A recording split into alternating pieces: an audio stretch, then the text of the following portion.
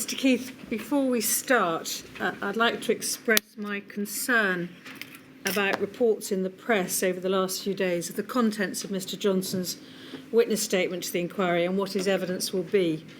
Until a witness is called and appears at a hearing, or the inquiry publishes the witness's statement, it's meant to be confidential between the witness, the inquiry and the call participants. And I wish to remind all those involved in the inquiry process that they must maintain this confidentiality so as to allow the sharing of materials prior to hearings between those most involved in the inquiry process. Failing to respect confidentiality undermines the inquiry's ability to do its job fairly, effectively and independently. Thank you, my lady. Well, my lady, today's witness is Boris Johnson.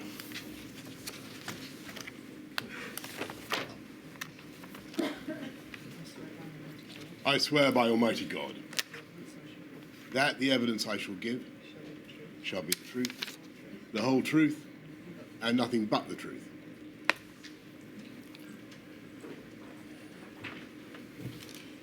Could you commence your evidence, please, by giving us your full name?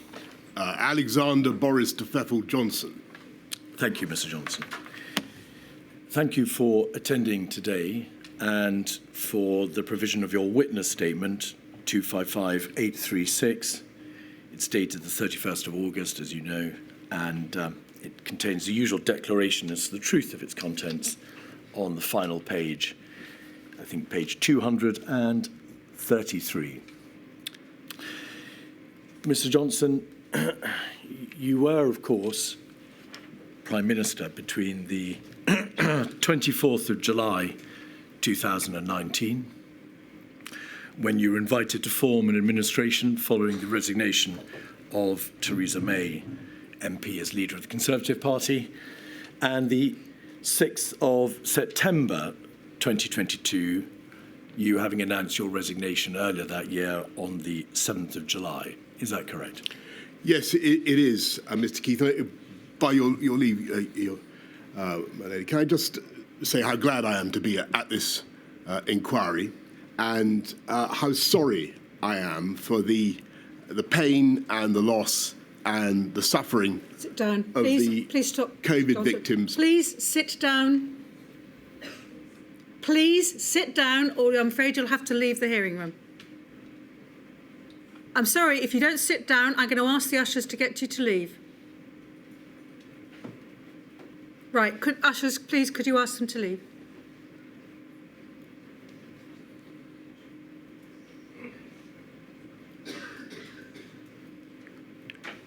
Could I say, by your leave, that I understand the feelings of these victims and their families, and I am deeply sorry for the pain and the loss and the suffering of those victims and their families.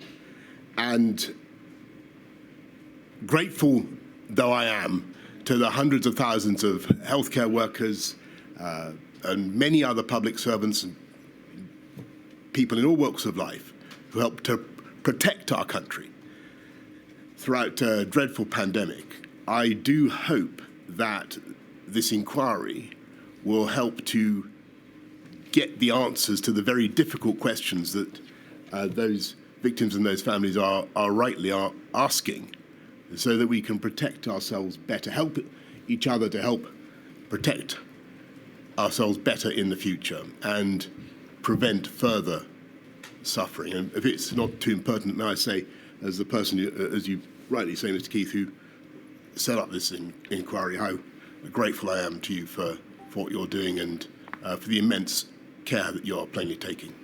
Thank you. Mr. Johnson, just a few more questions please, in relation to your career.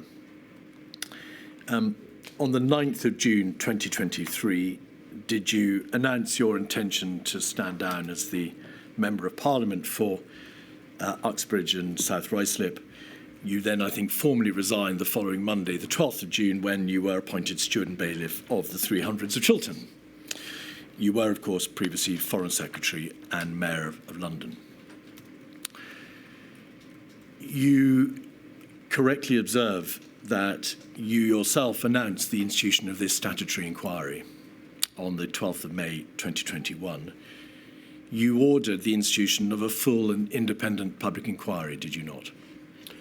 I did, Mr. Keith, and I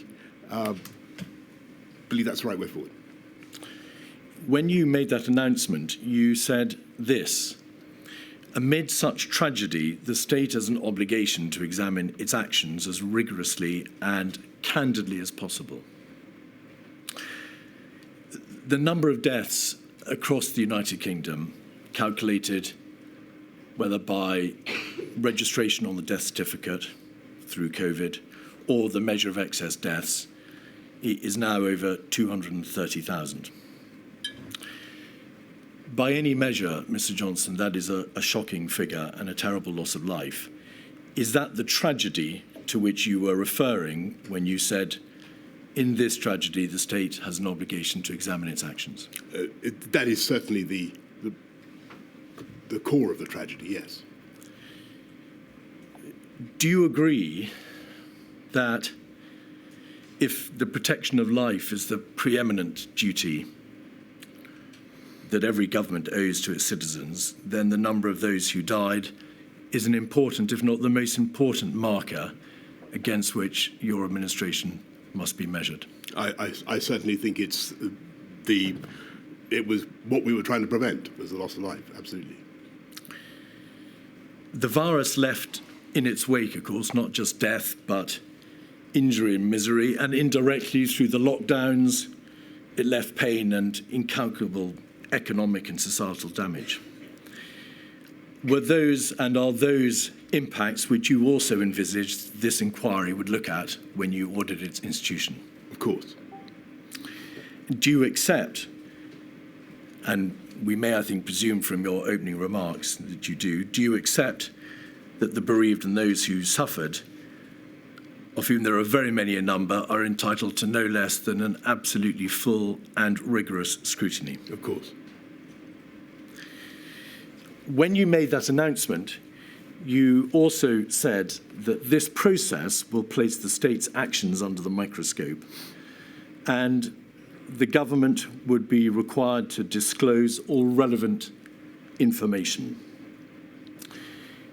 In light of those words, could I just ask you, please, to confirm what your approach has been to the disclosure of your own COVID-related emails, WhatsApps, and notes? I've done my best to give everything of any conceivable relevance. Has that always been your position, Mr. Johnson? Yes. Could we have 265619, please, page 68? This is a WhatsApp between your former Permanent Secretary at Number 10 and then latterly Cabinet Secretary and your principal private secretary, Simon Case, and respectively Martin Reynolds. And the Cabinet Secretary said the Prime Minister is mad if he doesn't think his WhatsApps will become public via the COVID inquiry.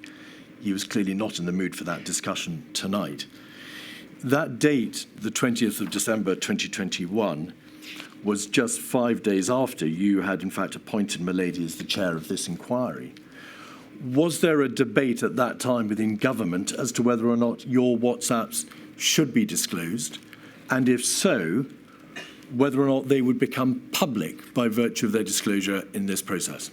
I don't remember that, the conversation to which the Cabinet Secretary is referring, and I've handed over all the relevant WhatsApps. The inquiry has indeed requested all the key COVID-related texts, WhatsApps, and so on from January 20 to February 22, and it must be made absolutely clear that throughout the course of the litigation in the summer and throughout these proceedings, you have made available, it would seem, everything in your possession. You made clear, I think, through your solicitors, however, that you had a phone which you used from May 2021, and you've made available the WhatsApps and the emails from that phone, therefore, between May 21 and February 22, the end of the period that the inquiry was requesting about. But following a well-publicised security breach, you had not been able to use to access the previous phone because you'd stopped using it and you were fearful that if you tried to access it, you'd delete its data. Is that right? That's right. Were you able to get access ultimately to the contents of that first phone, the old phone? Yes, so we sent it off to some technical people and they activated it. Was there a time gap, as your solicitors have described it, on that phone, a period between the 30th of January 2020 and June 2020, during which time the WhatsApps have not been Yes. capable of being reinstalled and disclosed? That's right. Do you know why your phone was missing those 5,000 odd WhatsApps?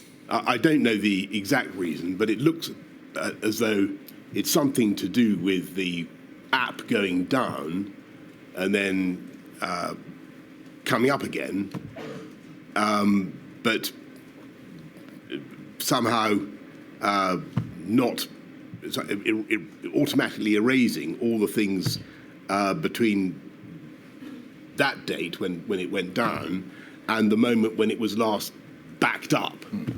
So I can't give you the technical explanation, but that's the best I'm able to give. The technical report that your solicitors kindly provided demonstrates that there may have been a factory reset of the phone at the end of January 2020 and then an attempt to reinstall the contents later in June 2020. May I just ask you this? Was it you, if that was a factory reset that was done, was it you that tried to reset the phone or not? A factory reset? There is a device or a capability on the phone which allows its contents to be entirely reset. That wasn't you. I don't remember any such thing. All right. And during the course of the litigation this summer, between the inquiry and the Cabinet Office, did you, of course, make plain your stated wish that the WhatsApps which were the subject of that litigation should be disclosed, Yes. they being your own WhatsApps? All right. Can I, for the avoidance of doubt, make it absolutely clear I haven't removed any WhatsApps from my phone, and I've given you everything that I think you need. I asked Mr. Johnson because this issue has been trailed in the press. Yeah, no, I get you. And it's important that you have an opportunity of explaining why those WhatsApps are not available. In your witness statement, at paragraph 10,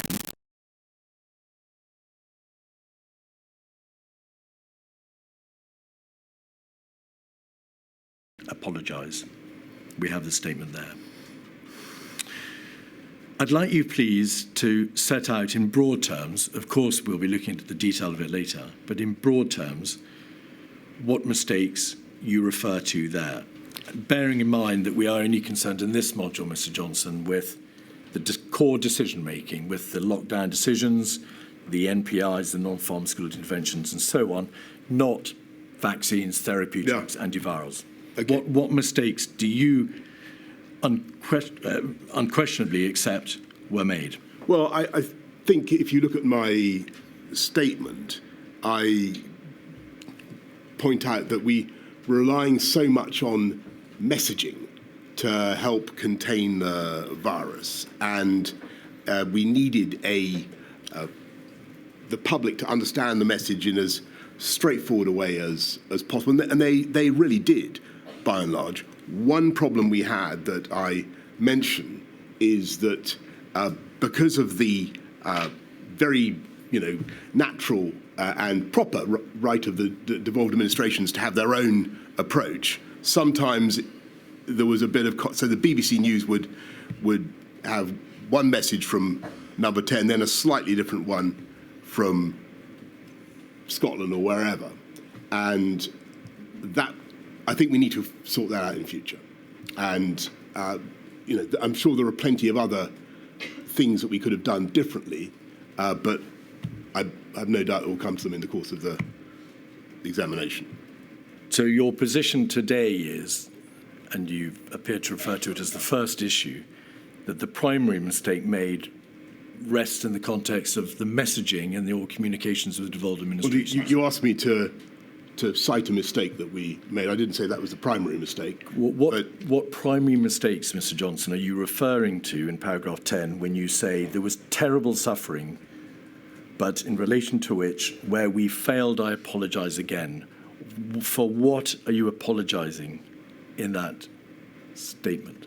Well, I think just to go back to your main point, which is that so many people suffered, so many people lost their lives.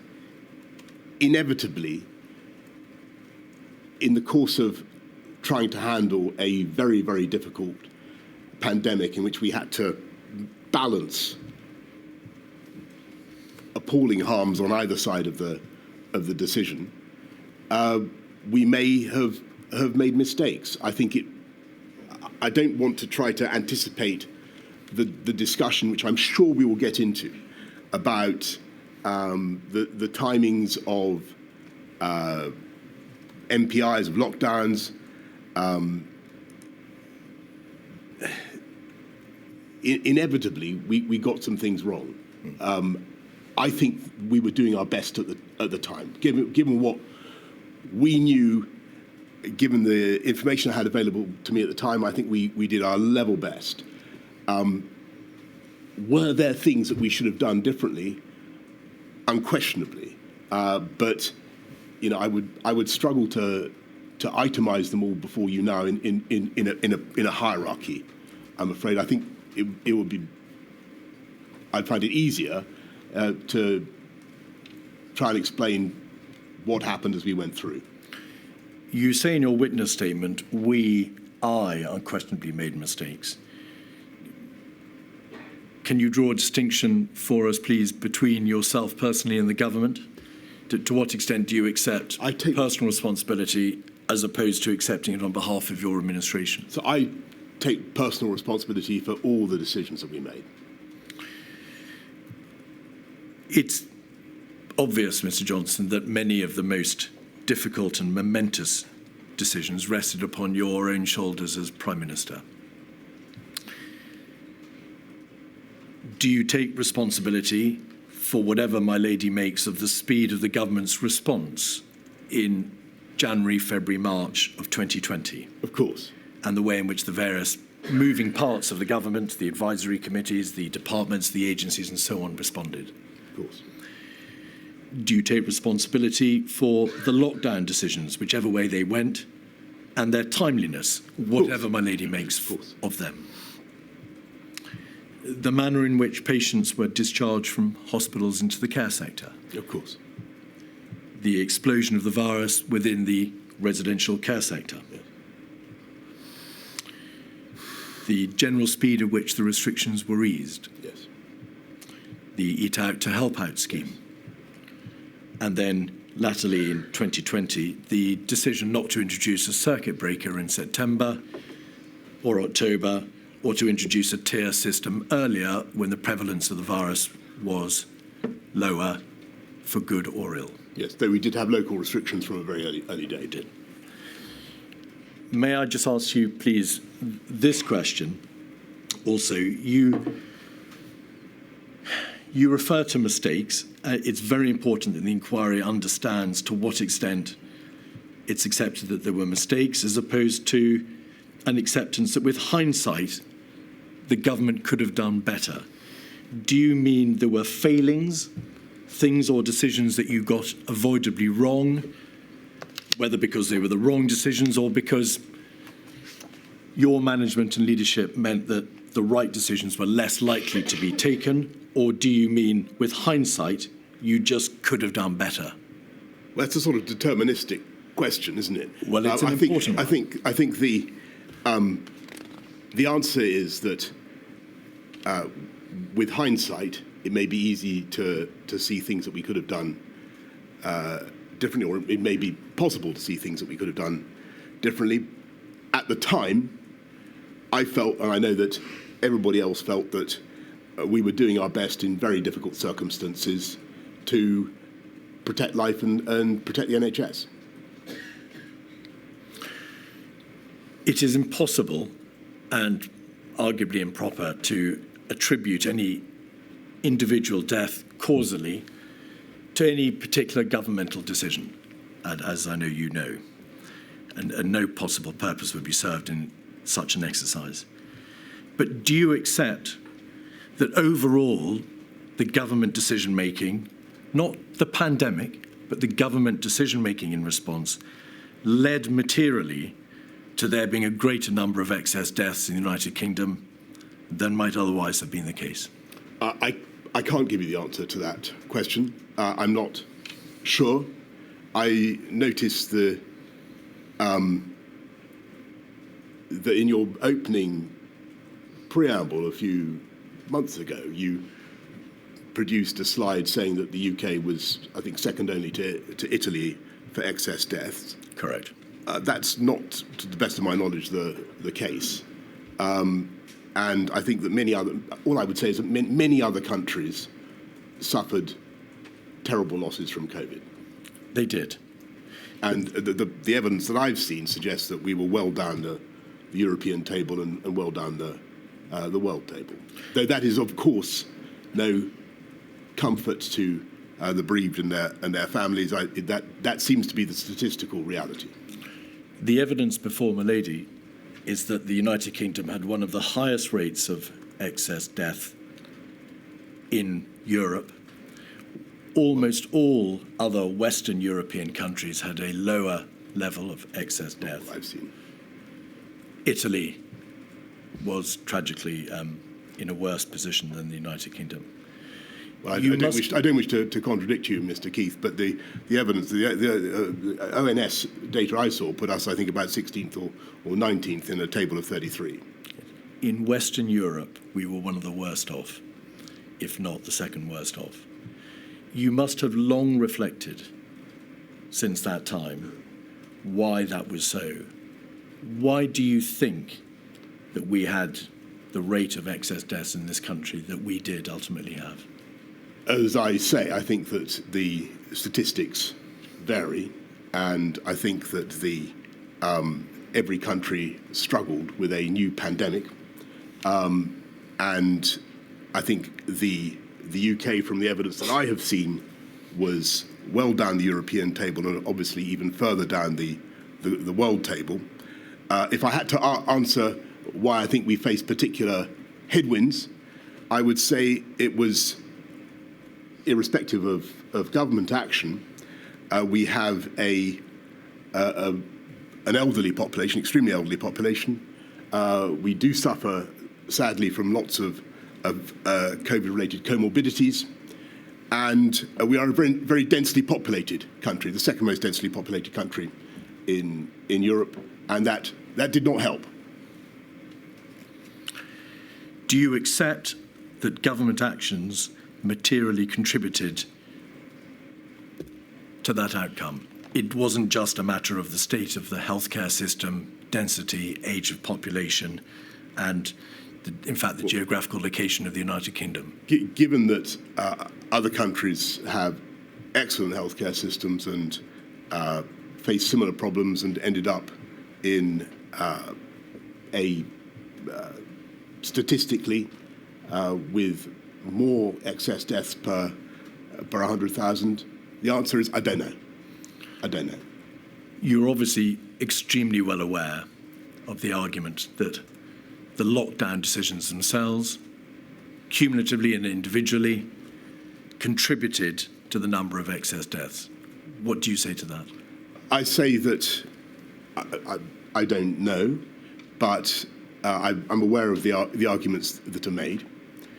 What I would say respectfully to people is that they were very, very difficult decisions, and the issue of the timeliness of lockdowns was clearly one that we considered very hard at the time, and you will have seen from the evidence that there were strong arguments against going too early into lockdowns, especially when it came to that first series of March NPIs. And you'll remember the arguments that were made two arguments against early action, and they were the risk of behavioural fatigue and then the risk of bounce back, or what you've called uncoiling of the spring.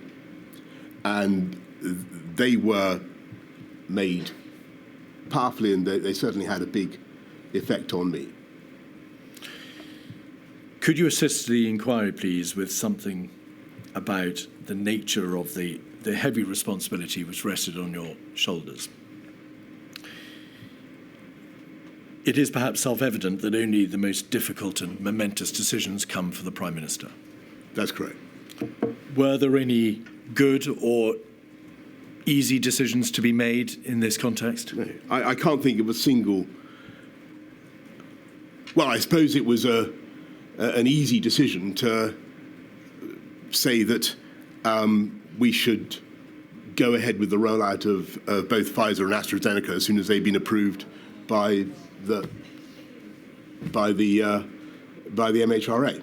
But there were no, when it came to the, forgive me, Mr. Keith, but when it came to the balancing of the need to protect the public and protect the NHS and the damage done by lockdowns, it was incredibly difficult. Pause there, please. I do understand emotions are running very high. I do, and I think it's most unfortunate when I have to ask people to leave. But we have to ensure that this hearing is effective, and it's got to be effective not just for people in this hearing room, but for people watching on the online streaming. So please make sure your behaviour is appropriate to a public hearing of a statutory inquiry. Thank you. Sorry to interrupt. No, it's fine.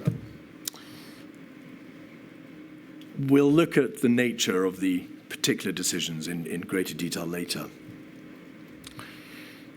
But broadly speaking, so that we know the lie of the land and we know how you approach these issues, were the majority of the most momentous decisions, the decisions, for example, to impose the lockdowns and social distancing measures and so on, were they decisions that were in practice made by you, yes, even if they were affirmed or endorsed by the Cabinet later, or were they decisions that were entirely open-endedly made by Cabinet? That's a very good question, because I think it was both. A huge number of decisions, because they had to be taken so fast, were funneled up directly to me, but there were also a large number of decisions, and I do think this maybe hasn't come out as much as it should, that were the subject of exhaustive Cabinet discussion. In his witness statement, Michael Gove has said that the wider Cabinet was brought into decisions at times too late and too little. Mr. Javid has said in his witness statement that the Cabinet was designed, in his view, to place Dominic Cummings and the Prime Minister as the decision makers, to centralise power in Number 10. And in his own witness statement, Mr. Cummings has said that the Cabinet was largely irrelevant to policy or execution on account of the leaks, your inability to chair it, and because it was seen by Number 10 as not being a serious place for serious discussion.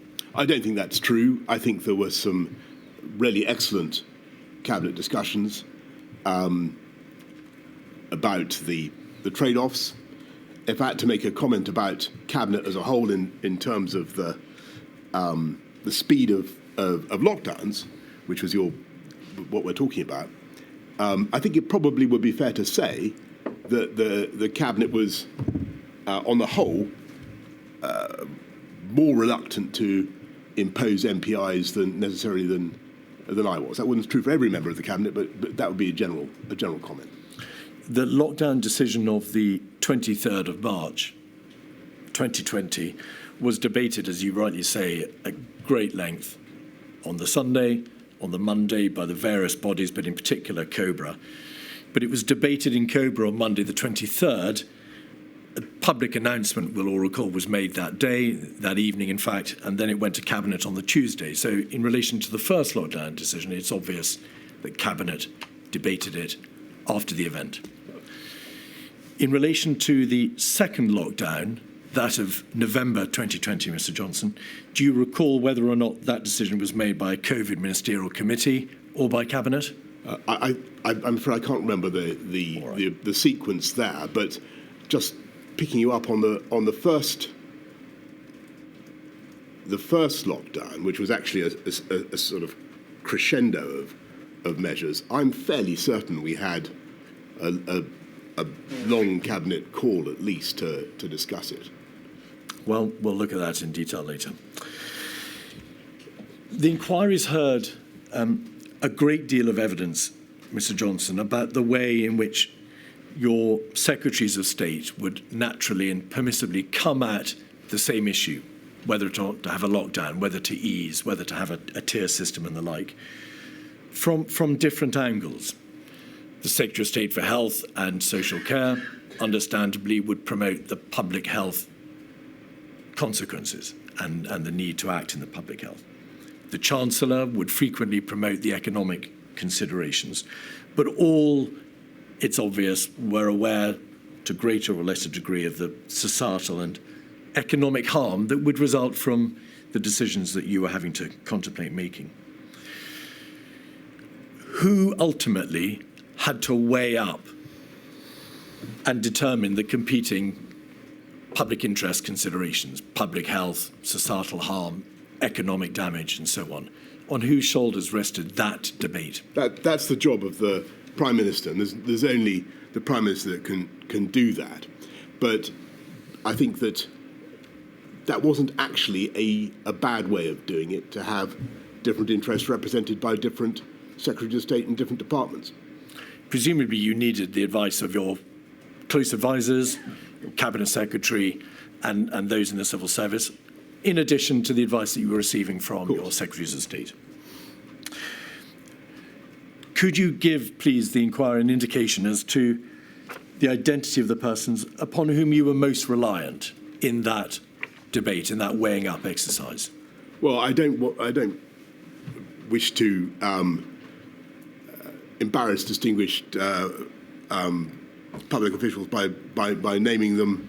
I don't know what the. Well, I found that civil servants, on the whole, are quite happy to remain anonymous. But I can certainly tell you that I had superb deputy private secretary, a mathematician, an economist who's brilliant in understanding healthcare issues, and an absolutely brilliant private secretary for healthcare.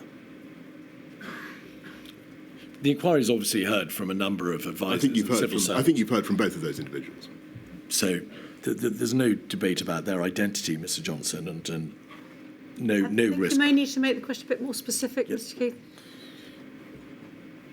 The evidence is, Mr. Johnson, that you received advice from advisors in number 10. Yes. Obviously, your chief advisor, Mr. Cummings. Yes. You received advice from the Cabinet Secretary. Firstly, Yes.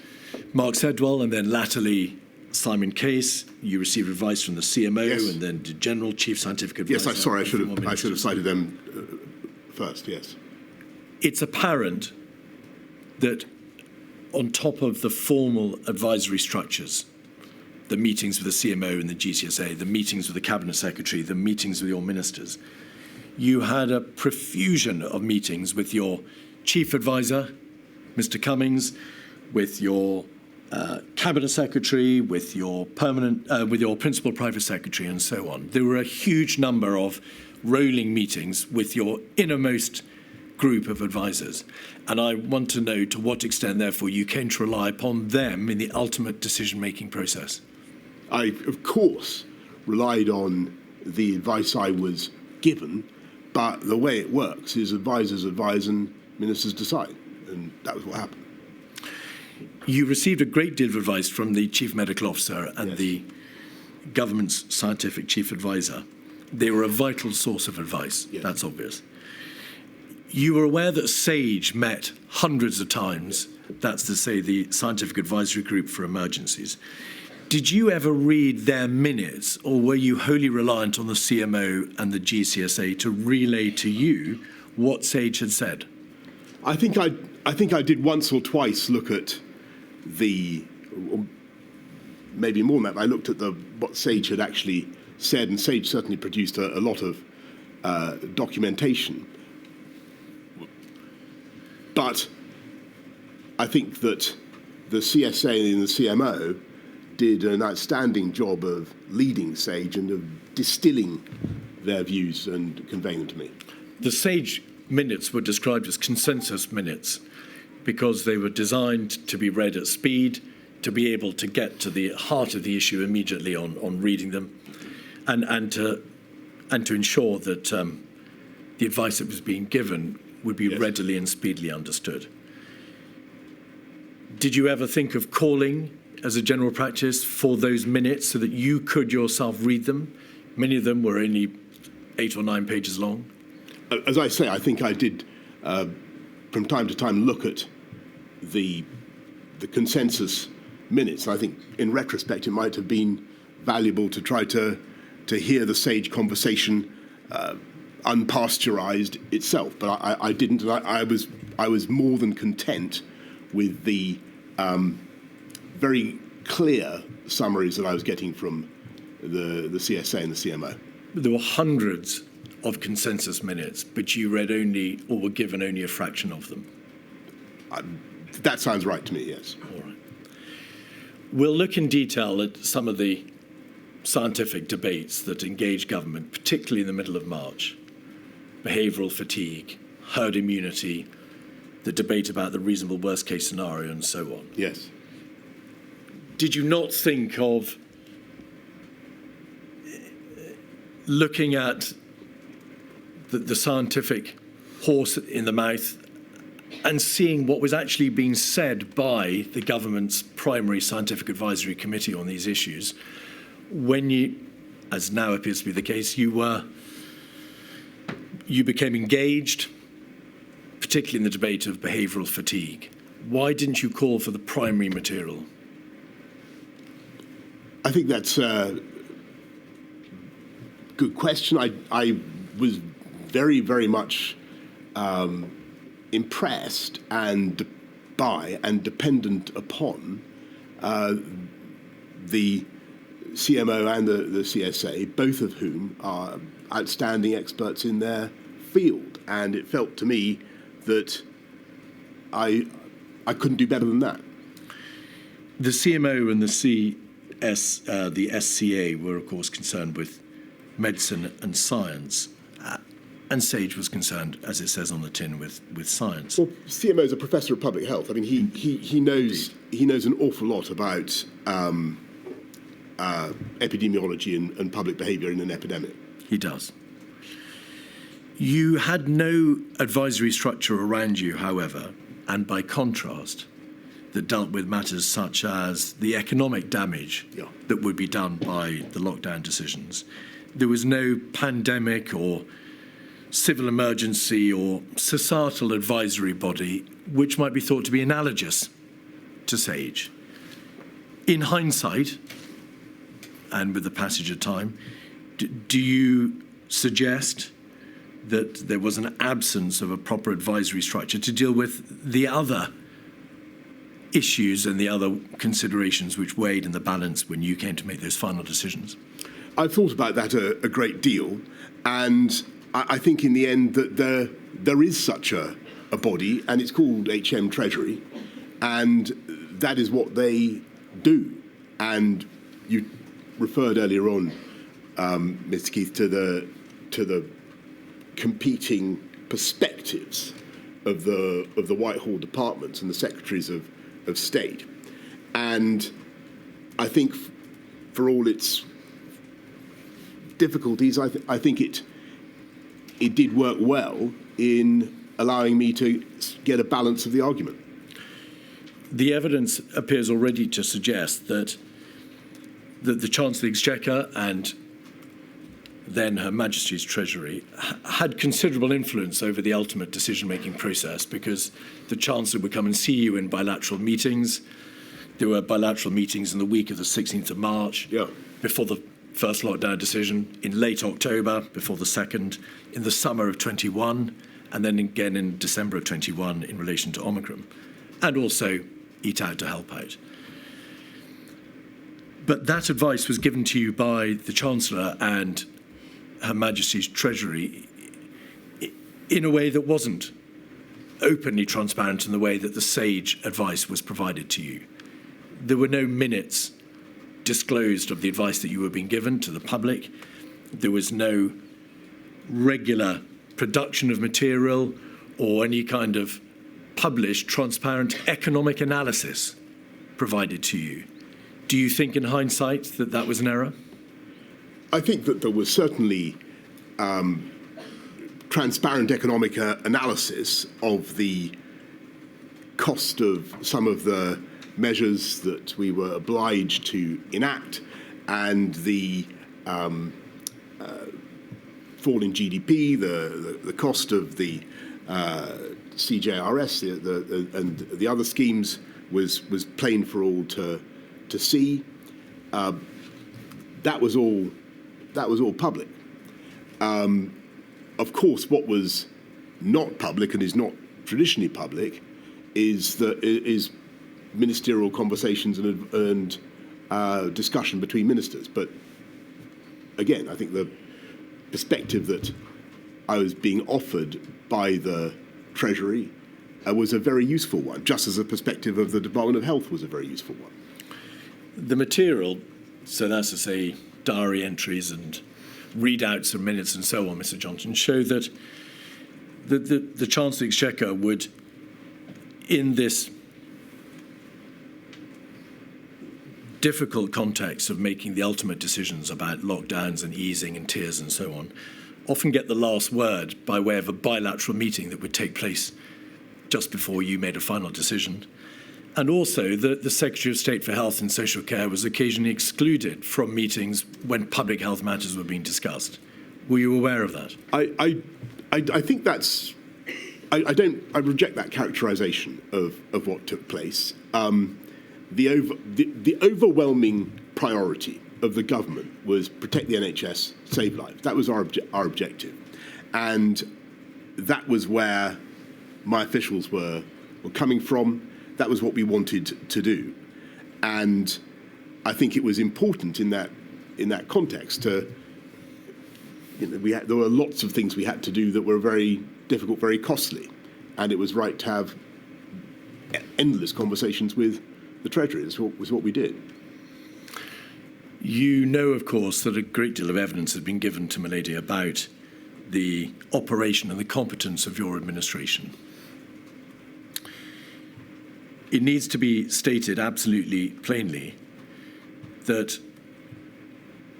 the inquiry has absolutely no interest in the salaciousness or the nature of Mr. Cummings's linguistic style or the WhatsApps.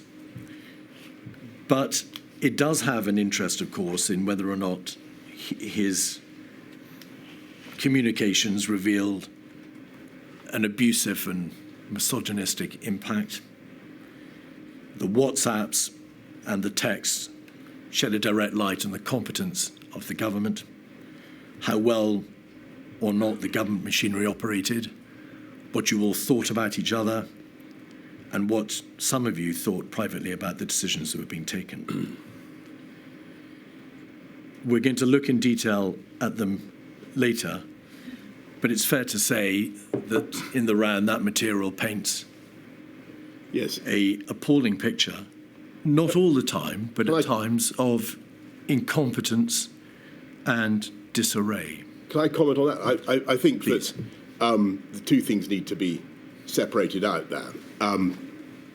I think it is certainly true that this inquiry has, and I'm glad of it, has dredged up a phenomenal quantity of the type of material that would never have been available to any previous inquiry into doings in Number 10, because it's WhatsApp communications of a kind that would not have been possible.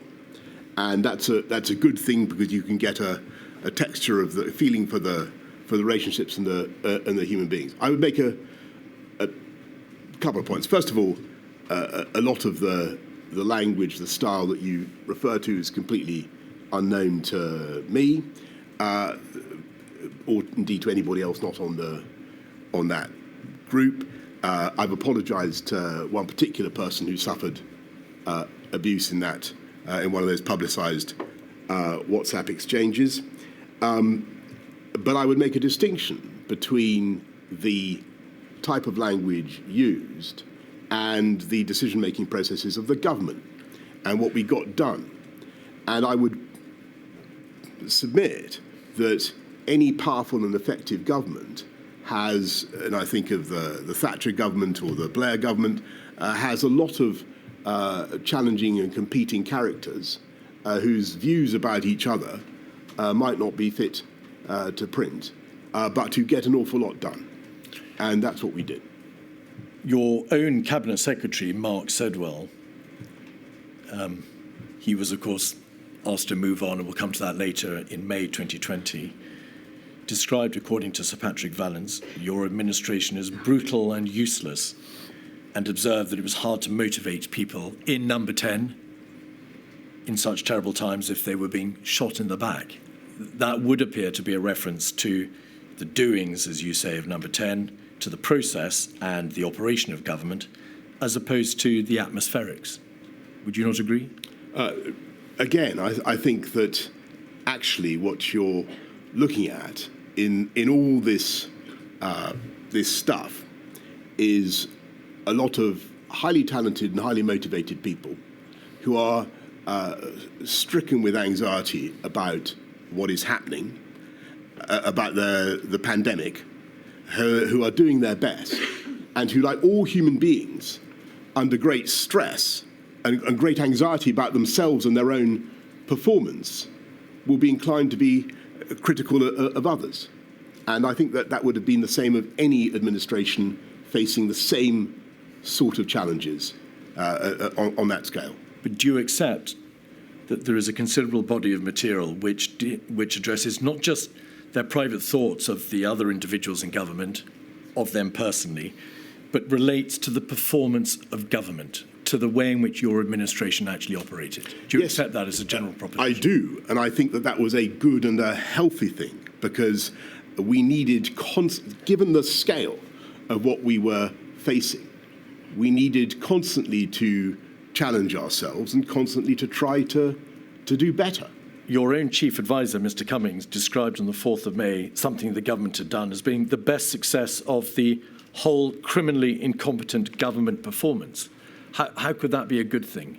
Because what he is trying to do is he's not for me to explain his quotation. You can ask him yourself. But what we were generally trying to do was to make sure that we delivered the best possible service for the people of the UK who were going through an absolutely terrible, terrible time.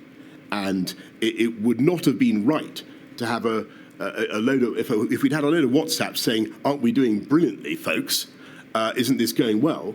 I think your criticisms might have been, frankly, even more pungent. On the 27th of March, after Mr. Cummings had asserted that Whitehall had nearly killed huge numbers of people and cost millions of jobs, and that Mr. Hancock had failed to get on top of the testing problems, you yourself said these three words: totally fucking hopeless. That was a reference to the performance of an important part of government. I'd stress the word nearly in that. Your response, Mr. Johnson. And I would say that my job was not uncritically to accept that everything we were doing was good, though I as it happens, as I said to you, I do think that the country as a whole had notable achievements during the crisis. My job was to try to get a load of quite disparate, quite challenging characters to keep going and through a long period, and to keep doing their level best to protect the country. That was my job. Do you accept the evidence from Helen McNamara, about which you will be aware, and also from former cabinet secretaries, that Mr. Cummings himself contributed to such a toxic atmosphere that civil servants simply didn't want to work in the heart of government? Helen McNamara said the relationships in Number 10 and the Cabinet Office had a real and damaging impact. You were told directly by Simon Case on the 2nd of July lots of top drawer people had refused to come to work because of the toxic reputation of your, I emphasize your operation. Were you aware that there were individuals, civil servants and advisors who were not prepared to work in your administration because of the atmosphere and the working relationships which were in play? First of all, no. Second, I was not aware of that. Secondly, I didn't see any sign of that.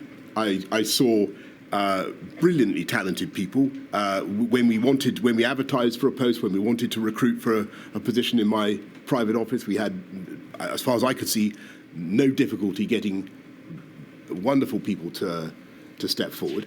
I think, if I might make one self-criticism, or another self-criticism, I think that the gender balance of my team should have been better. And to your earlier question, looking back at it, when I was running London, it was great and it was 50-50 and it was a very harmonious team. I think sometimes during the pandemic, too many meetings were too male-dominated, if I'm absolutely honest with you. And I think that was I tried sometimes to rectify it. I tried to recruit a former colleague from City Hall, but I think that was something we should have done better. Simon Case, who was then the Permanent Secretary Number 10, WhatsApped you yourself on the 2nd of July to say that lots of people, lots of top drawer people had refused to come because of the toxic reputation of your operation. Well, I don't remember that. What did you do? I don't remember that. And my impression was that we had no difficulty recruiting the best possible people. Could we have, please, 48313, page 16, on the screen? These are communications between Mr. Cummings and yourself in May 2020. We're concerned with the bottom half of the page. So can you expand it, because I can't? Yes, 7th of May, Hancock is unfit for this job. The incompetence, the constant lies, the obsession with media bullshit. Reference to testing, you must ask him where we'll get to 500,000 per day and where's your plan for testing? And if you can scroll back out. But just sorry, pause a second, Mr. Johnson. If you then scroll in, please, to the bottom half of the page, the last part.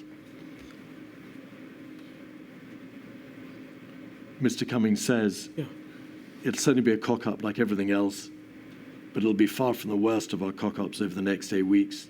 You need to think of binning Hancock, and so on and so forth. You cannot suggest that you are unaware of the opinion taken by your chief advisor over your Secretary of State for Health. You cannot suggest you are unaware of the concerns expressed by your Cabinet Secretary about the toxic reputation of your operation, because he WhatsApped you directly. You cannot suggest that there weren't grave concerns being expressed in Downing Street, that there were people who simply would not come and work for you because of the atmosphere you allowed to develop. So, first of all, in politics, there's never a time when you're not, if you're Prime Minister, you are constantly being lobbied by somebody to sack somebody else. It's just what I'm afraid happens, and it's part of life. Everybody's constantly militating against some other individual for some reason of their right. It's just that I'm afraid that's the nature of it. It is perfectly true that this advisor in particular thought had a low opinion of the health secretary. I thought he was wrong. I stuck by the health secretary. I thought the health secretary worked very hard, and whatever, he may have had defects, but I thought that he was doing his best in very difficult circumstances, and I thought he was a good communicator. Could we have 303-245? Your first and then your second Cabinet Secretary communicate by WhatsApp, page 9.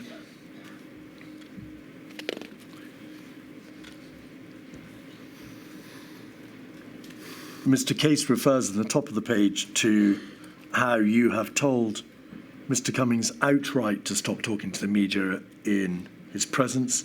This place is just insane, zero discipline. And then in the bottom half of the page, these people are so mad, madly self-defeating. It's hard to ask people to march. It should be to the sound of gunfire. And then the Cabinet Secretary. The Cabinet Secretary is the head of the civil service. Is he or she not? I've never seen a bunch of people less well equipped to run a country. That's not a matter of atmospherics or lobbying or part of the general day in, day out friction within government, is it? Yes, I think it is. And I think that as I say, if you'd had the views of the Mandarinate about the Thatcher government in unexpurgated WhatsApps, milady, I think you would have found that they were pretty fruity. It's WhatsApp conversation is intended to be, though clearly it isn't, ephemeral. It tends to the pejorative and the hyperbolical. And I think that the worst vice, in my view, would have been to have had an operation where everybody was so deferential and so reluctant to make waves that they never expressed their opinion, they never challenged, and they never doubted. It was much more important to have a group of people who are willing to doubt themselves and to doubt each other. And I think that was creatively useful rather than the reverse. Some of these senior advisors didn't just lack deference, to use your word, Mr. Johnson. They doubted you, and they doubted your ability and your competence, as you now know from having seen the material. Could we have, please, 273901, page 188?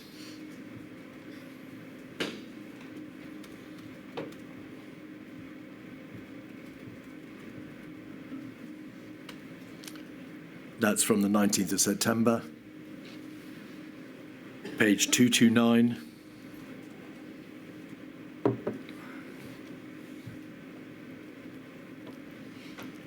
There is a reference to leadership position.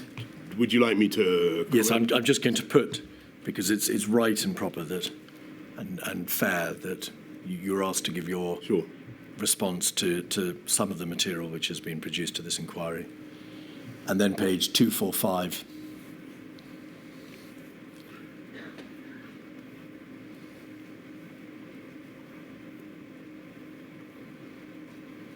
The Prime Minister begins to argue for letting it all rip. They've had a good innings. And there is a reference there to lack of leadership, the last line. This all feels like a complete lack of leadership.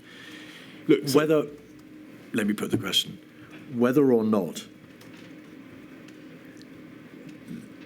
these significant number of advisors correctly stated the position, whether or not this was genuine, whether or not there were significant failings in your own and your government's competence, would you accept that it is extraordinary that the government's chief scientific advisor, its chief advisor, its cabinet secretaries, its deputy cabinet secretary, should all be commenting in these terms about competence and about performance and about you? I think this is wholly to be expected, and this is a period in which we are where the country is going through a resurgence of the virus. You're looking at the October period, and Patrick, the CSA, talks about inconsistency, and we've just got to face the reality. I've got to face the reality as Prime Minister that the virus seems to be refusing to be suppressed by the measures we've used so far. We're going to need different measures. We've come out of lockdown. We're going into the tiering system. Of course we're changing, but so did the collective understanding of the science. And if you look back at what happened during COVID, we had radically different views over the period, over the efficacy of masks, over whether asymptomatic transmission could take place. We had a totally different view within months about whether ventilators would be needed. I was told to begin with we needed 25% of patients would need ventilators. That turned out not to be true. Then on this particular issue, you've got the scientists calling for us to go early and go hard, and this takes us back to your initial line of questioning. When earlier on, they had been saying expressly that if you go hard too soon, then you have two problems: behavioural fatigue and bounce back. And the problem that I was facing, and it was an appalling problem in October, was that we didn't have therapeutics, or we didn't have, well, we had some therapeutics, but we didn't have a vaccine. We didn't have a way out, a medical solution. We were being forced to use NPIs. And at this particular moment, I'm sure we'll come to the October-November lockdowns, my anxiety was that we were going to have to do the same thing over and over again. And I think what those notebooks reflect and what all those comments reflect is the deep anxiety of a group of people doing their level best who cannot see an easy solution and are naturally self-critical and critical of others. All right. It's obvious that these things were said at the time. You say not to you, although I've put to you a WhatsApp which was sent directly to you. And there are obviously others. Well, it's a WhatsApp that claims to have said something directly to me. Well, the WhatsApp has been taken, of course, from the material which you've provided and from, obviously, the phones from other people who were interlocutors to the same conversation. Let me correct you, Mr. Keith. What that WhatsApp was a WhatsApp from the Cabinet Secretary saying that he told me directly something. I don't think I saw the WhatsApp directly to me. Mark Sedwell, on the 2nd of July, WhatsApped you directly to say lots of top-drawer people had refused to come because of the toxic reputation of your operation. I'm sorry. Whether this material indicates a significant failing at the heart of government and in failures of competence, they undoubtedly, well, these opinions were expressed at the time, and you no doubt accept you're responsible for that state of affairs. You must have reflected, Mr. Johnson, long and hard, both whilst in office, in your dealings with Mr. Cummings, and afterwards, on what lessons can be learned from the way in which power is exercised and the way in which government performs at the highest level. Have you reflected upon whether or not the system of SPADs, the system by which you receive advice from your political advisors, needs to be reformed? Have you reflected on the function and powers and the extent of powers of SPADs, or on the competence of the ministers whose advice you accepted? Well, I think with hindsight, there's all sorts of things that you could do differently. I think at the time, I decided that it was best to have an atmosphere of challenge with some strong characters giving me advice, and I valued that advice. Well, with hindsight, you can now see what was going on, and you've had this material for some time. Have you reflected on whether or not the inquiry could, if my lady sees fit, make recommendations about the way in which a character such as Mr. Cummings, about whom some extremely strong views have been expressed, should be in the position that he was, views on whether or not the Prime Minister had access to the correct and proper forms of advice? Are these not issues that you've thought about? Yes, but I think overwhelmingly that I did have access to the correct and proper forms of advice. And if you ask upon whom I relied for that advice, it was the CMO and the CSA, together with the experts, the officials in my private office. You lost confidence in your Cabinet Secretary in May 2020, did you not? Well, he asked to step aside. Did you lose confidence in your Cabinet Secretary in May 2020? Yeah, he asked to step aside. Did you lose confidence in your Chief Advisor, whom you described as engaging in an orgy of narcissism at the heart of your administration? Well, I think he also stepped aside. Did you lose confidence in those senior advisers, Mr. Johnson, and effectively dispose of them both? Well, they both stepped aside from government, but it was a very difficult, very challenging period. People were getting, as you can see from the WhatsApps, they were getting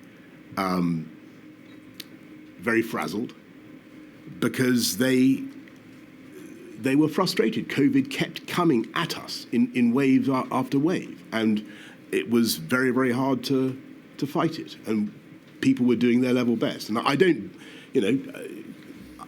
when people are critical of the guy at the top, or they're critical of each other, that's a reflection of the difficulty of the circumstances. When it became easier in the spring and during the vaccine rollout, people's tone changed. Of course it did, but it was a reflection of the agony that the country was going through and that the government was going through. Ladies, that's a convenient moment. I'm about to turn to a completely separate topic. Right. I shall return at 20 past. Thank you.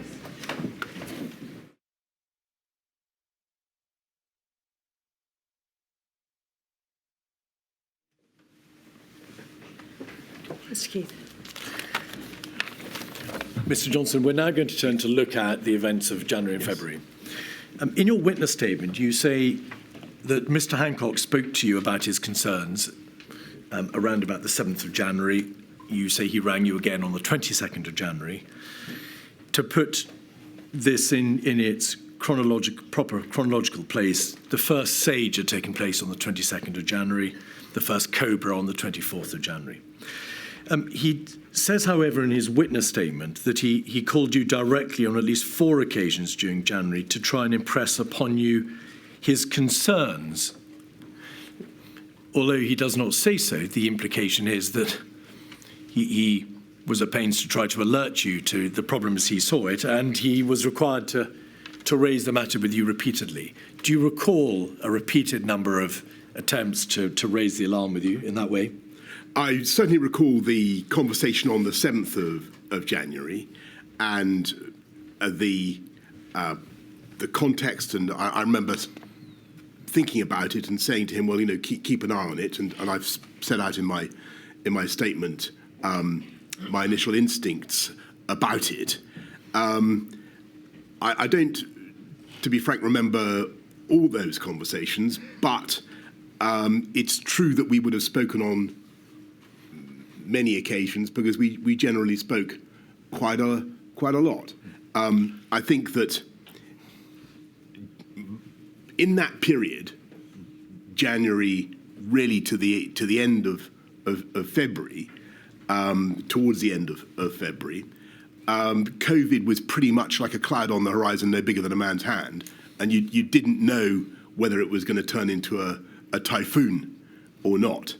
And I certainly didn't. I was unsure, and it became clear much later. The matter was first raised with your Cabinet Secretary, Mark Sedwill, formally on the 21st of January, which was the date, in fact, of the World Health Organization first novel coronavirus situation report.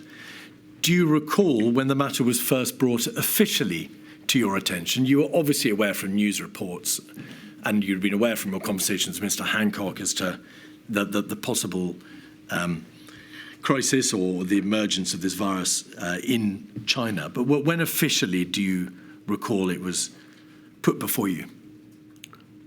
I'm sure it's in my in what I've submitted to the inquiry, Mr. Keith. I think certainly there are cabinet discussions in January and in February, and a crescendo of activity about it. But in government, it wasn't yet being escalated to me as something of really truly national concern. Indeed.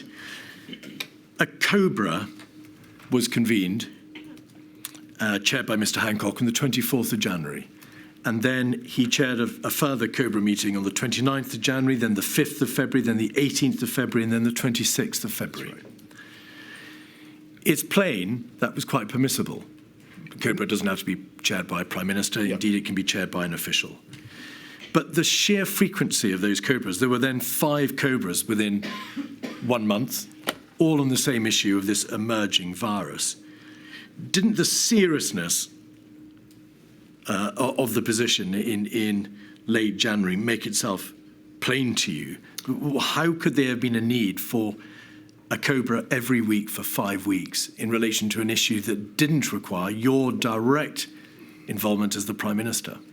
I think for the reason you've given, which is that a COBRA is a regular occurrence in government when there's something that a particular government department is leading on. In this case, it was health. The possibility of a coronavirus pandemic, which was only declared by the WHO on the 12th of March, was not something that had yet been hadn't really broken upon the political world, certainly in my consciousness, as something of real potential, a real potential national disaster. And in that period, end of January, beginning of February, it's not much in the political world. I wasn't asked about it, for instance, at all at PMQs. Were you even aware that Mr. Hancock was chairing COBRAs to deal with a new and emerging respiratory virus on those 5 dates? I think that I was aware that Matt was handling it. I couldn't swear that I was aware that he was handling it in that way on all those particular dates. My instructions to him were to keep me posted, and I would do whatever I could. But by the end of the month, clearly, by the end of February, I'm getting anxious about what we're doing. We'll come there.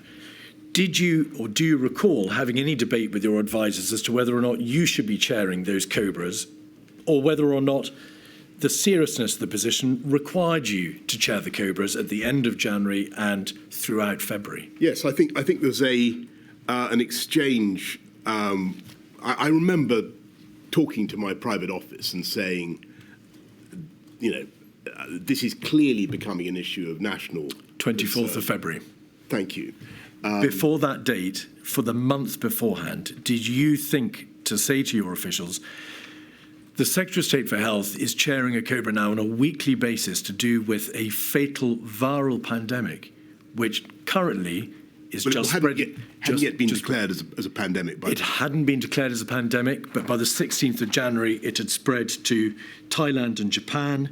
The scientists in the United Kingdom had reported on the 12% hospitalisation rate.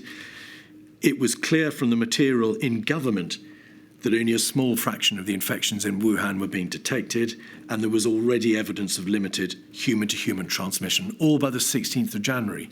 So, in an overarching sense, why do you think that the Prime Minister, yourself, was not informed earlier as to those extremely worrying features of this emerging virus? I think that here's what I really think happened. I think that actually everybody, had they stopped to think about it, could see the the implications of the data, the implications of what was happening in the numbers, the percentage of fatalities in China.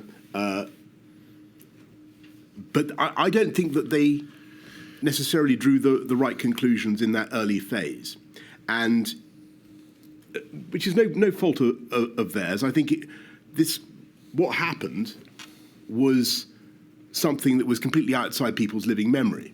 What we were dealing with is like a once-in-a-century event. And I just don't think people computed the implications of that data. And it wasn't really escalated. It wasn't escalated to me as an issue of national concern until much later. And as you say, I said, look, I think I've got to chair these Cobras. You were the Prime Minister. You're obviously an extremely skilled politician, and you have direct, intimate experience of running government. From the viewpoint of the bereaved and those who are terribly damaged and harmed by this pandemic, how could a government have generally failed to stop and think? The system is there to make you think. The risk assessment processes and civil emergency procedures are there to make sure that you don't have to stop and think. It responds. But on this occasion, generally, and it's not a personal point, generally the system did not stop and think and say, this data shows there is a greater problem than we currently understand. I think I think I've tried in a way to give you the answer to that. I think that what really happened was outside our living experience. We hadn't seen something like this for a century or more. And unfortunately, what we did remember was not helpful, because what the system did remember, was things like SARS and MERS and swine flu and so on, other zoonotic diseases that certainly had an impact in Asia, which is what we were seeing, but ultimately were relatively, if not wholly, benign in the UK. And if I had to guess an answer to your question, Mr. Keith, I would say that was probably the default mindset, and that was basically because of people were operating on the basis of their lived experience. So a failed mindset. I think it was a human natural response of people based on what they had themselves seen and observed in their lifetimes. But from the context, from the prism or from the viewpoint of the efficacy and the competence of the government response, regardless of the psychological issues that may have been preying on the minds of its constituent individual parts, that the government failed to wake up, did it not? It failed to understand the significance of the crisis, and therefore it must follow, failed to take steps speedily enough. I think that it would certainly be fair to say of me, the entire Whitehall establishment, scientific community included, our advisors included, that we underestimated the scale and the pace of the challenge. And you can see that very clearly in those early days in March, from late February through to the sequence of NPIs, of lockdowns. You can see that we were all collectively underestimating how fast it had already spread in the UK. We underestimated. We put the peak too late. The first peak too late. We thought it would be in May, June. That was totally wrong. I don't blame the scientists for that at all, but that was the feeling, and it just turned out to be wrong. But the evidence before Milady shows that the scientists, at least in part, were aware by the end of January of the hospitalization rate, of the fact that the number of infections was being grossly underestimated, that there was self-sustaining human-to-human transmission. They were aware by the beginning of February that there was no effective test, trace, control, isolate system in the United Kingdom. So once the virus spread beyond China and became self-sustaining, there was no effective means of stopping its entry into the United Kingdom. That was all known to the scientists, at least by the beginning of February.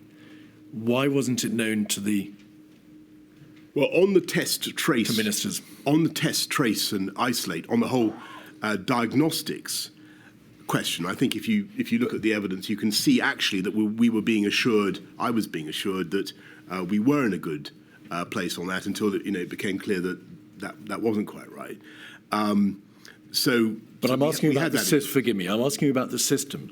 If the scientists knew and had the data from which the government could draw the proper conclusions, why didn't the government systemically rise up in light of these alarm bells and do something? I don't wish to say that we were oblivious, because we weren't. And actually, a lot of work went on, a lot of planning, a huge amount of discussion. So I think, I'm talking quite a lot now. So I think the CMO first briefed me about it on about the 4th of February, and we talk about what could happen. SAGE, as you say, is meeting. It's not as though nothing is happening. No. I think that what is going wrong possibly is that we are just underestimating the pace, the contagiousness of the disease, and you can see very clearly from that crucial moment of transition from the 12th to the 13th of March, how radically the scientific appreciation of the situation changed. Because SAGE on one day was... Forgive me, Mr. Johnson. I'm asking about January and February, where we haven't got to March yet. When did you first become aware that the test and trace system, whilst extremely efficient in practice, could not be extended beyond the first few hundred cases, that it was a system designed for high consequence infectious diseases? It dealt with travellers, it dealt with index cases, but it couldn't really be expanded beyond 10 or 20 index cases and 500 or 600 contacts. Yes, you're going to have to forgive me, Ms. Kidd. I can't remember exactly when it became obvious that test and trace wasn't going to work, but there came a point quite early on when I think Chris or Patrick said, look, test and trace isn't relevant anymore because of the spread of the disease. I couldn't date that. From which you then, of course, appreciated that if the virus spread outside China and was self-sustaining, and it had already, yes, of course... I'm sorry, that was probably much later in March. All right, you think that was later in March? I think so, but I couldn't swear to it. There was a box note on the 30th of January, 136734. This is an email from a member of your office, Mr. Johnson, to post the private office support team. Grateful if you could include the below in the box tonight. Prime Minister, to be aware, the Chinese government granted the permission for the flight to evacuate British nationals from Wuhan, so we're concerned here with repatriation. If we then go over the page, there's a reference to the WHO expected to declare a public health emergency of international concern. And then also to be aware, the FCO is drawing down non-official staff across the network in China. The day before, on the 29th of January, there was a COBRA 56226. You weren't, of course, at that COBRA, Mr. Johnson. You've explained how you didn't chair a COBRA until March. If we look at page 5, we will see that the chair, Mr. Hancock, hears from the CMO and Public Health England about the fatalities in China. There was evidence of human-to-human transmission, and Germany had 4 confirmed cases. And then at paragraph 3, the CMO said the UK planning assumption were based on a reasonable worst-case scenario. There were 2 scenarios to be considered. The first was that the spread was confined within China. The second was that the spread was not limited to China, and there would be a pandemic-like scenario with the UK impacted. The second scenario was plausible, but it may take weeks to months. The CMO sets out there in COBRA, and Milady's heard evidence on this, that it was understood that if the second scenario came to pass, there would be a pandemic, because once control had been lost, a viral wave was inevitable. Yes. This is a COBRA that takes place on that day, the 29th of January. The following day, you receive a box note, which appears to be solely concerned with repatriation. The question is, why were you, the Prime Minister, not being told directly, this is a virus which, if it escapes China, will result in a pandemic? There is information already that it has a very serious fatality rate and a very serious hospitalization rate. Why was that basic light bulb information not brought to your attention so that you could see the true nature of this emerging crisis? I think that I can't give you the exact reason why that that COBRA was not brought to my attention. That detail of the COBRA was not brought to my attention. But I can say that at that stage, I think that even the concept of a pandemic did not necessarily imply to the Whitehall mind the kind of utter disaster that COVID was to become. And if I may, and that may sound odd, but what I'm trying to say is that I think people were still operating they were still thinking about things like a flu, an influenza pandemic, or some of the other diseases that I've mentioned.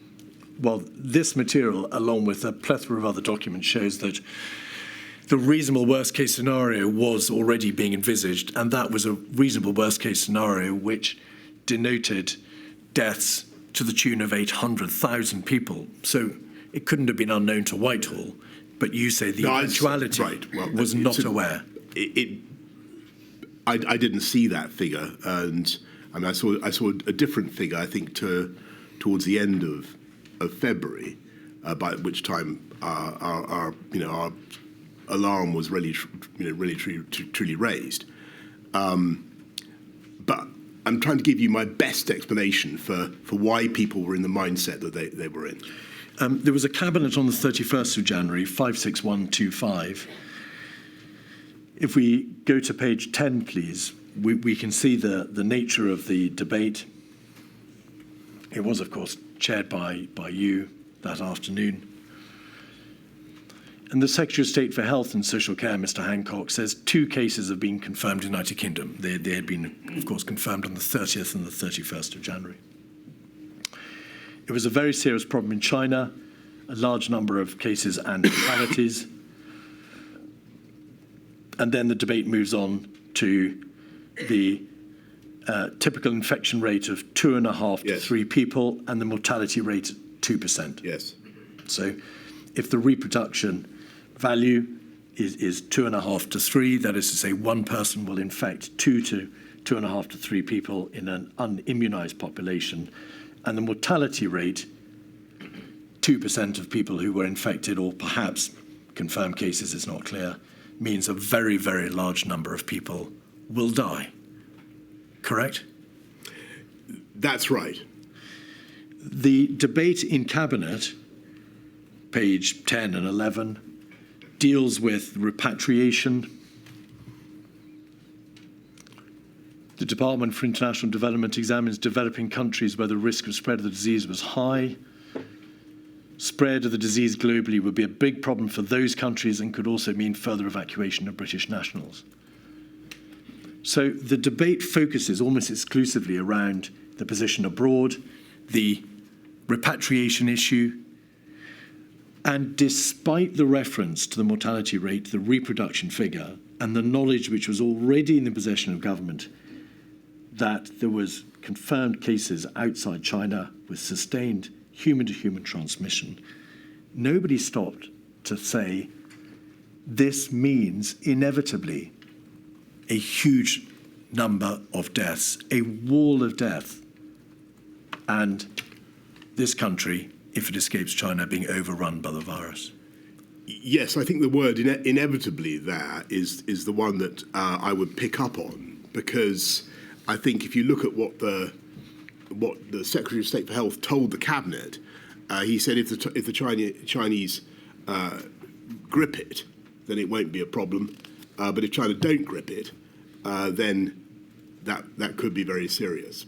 But your point is still basically a good one, which is that we had to think about what happened if China didn't grip it, and I think we just have to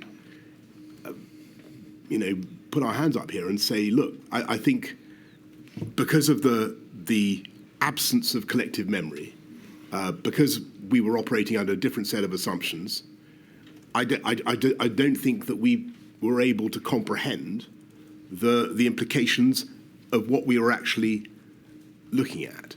And I think that, let me put it a different way.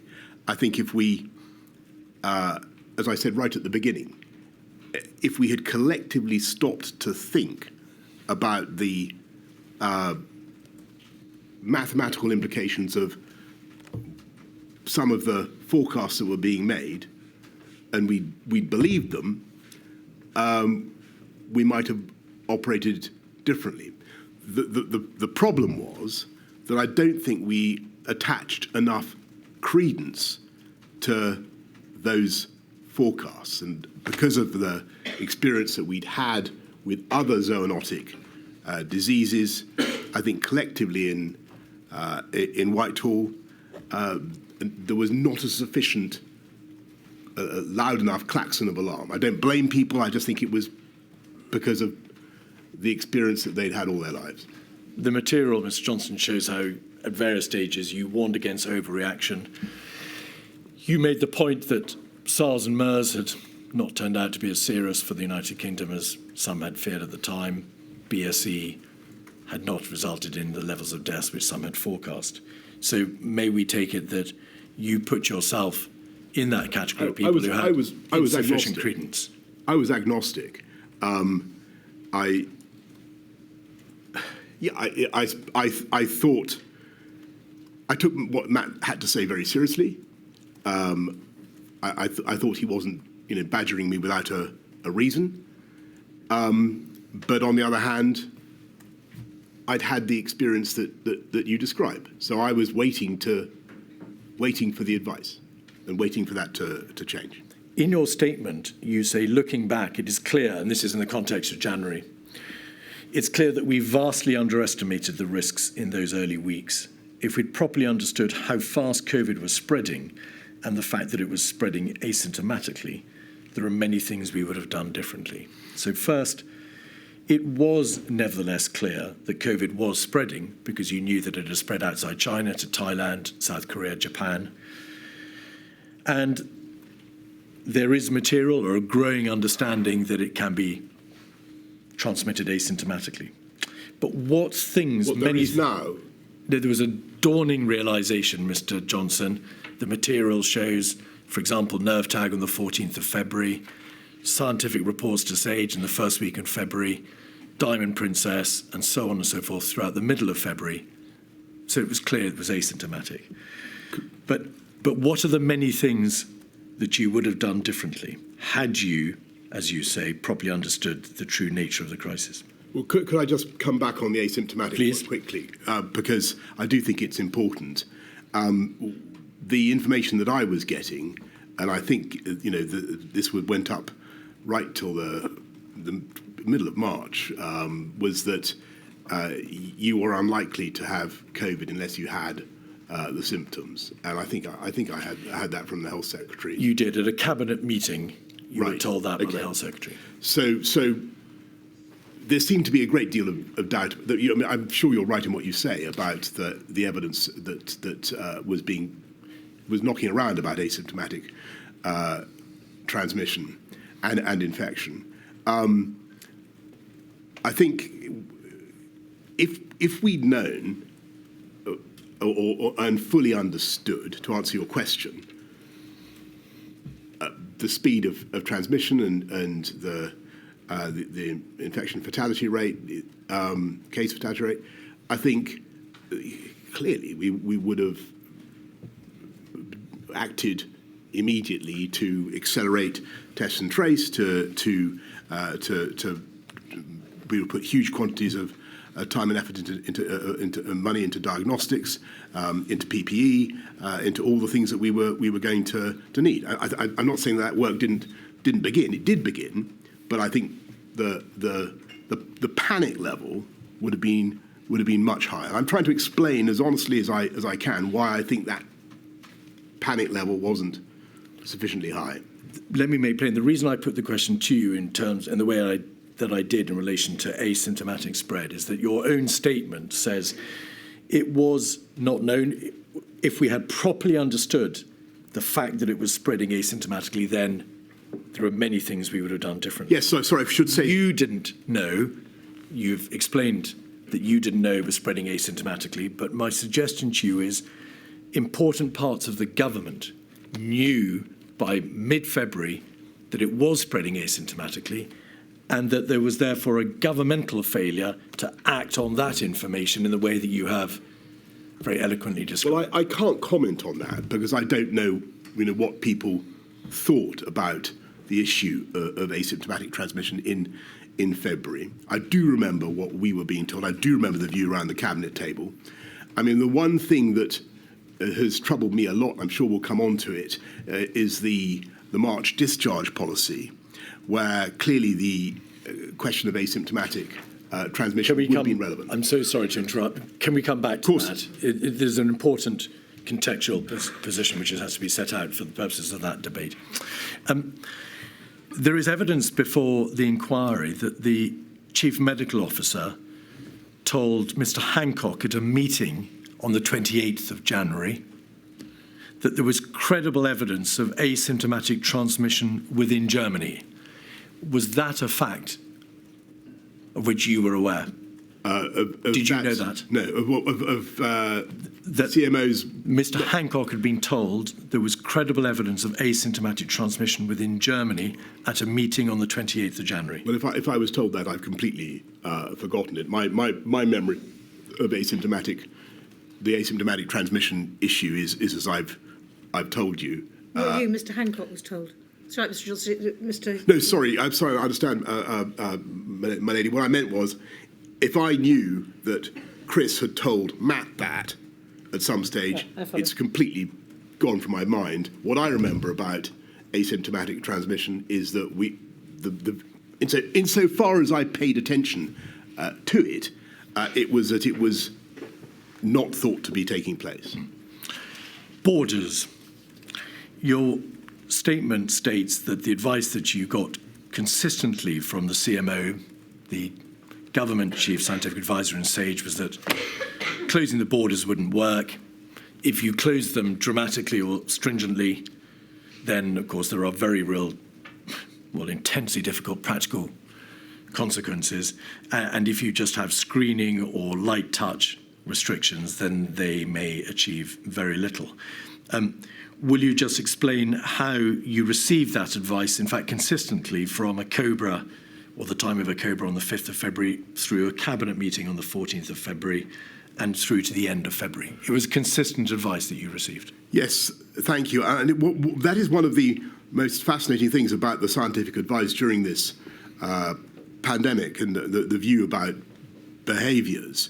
Many things changed, as I've said. About, masks, other MPIs were thought they moved up and down in the value that people put on them.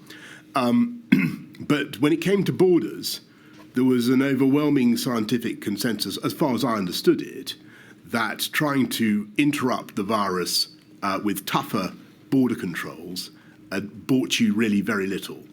You might delay by a matter of days or perhaps weeks, but you would not stop the virus from entering the UK. And I think that was, I think a lot of people in the country found that very hard to understand, because I think intuitively we think if you just stop this thing coming in, and it was very important for me to try to understand that point and to try to explain it to the public, because the public, I think, really believe instinctively that you can fix this with tough border control, or often do, and it's a difficult point sometimes to get over.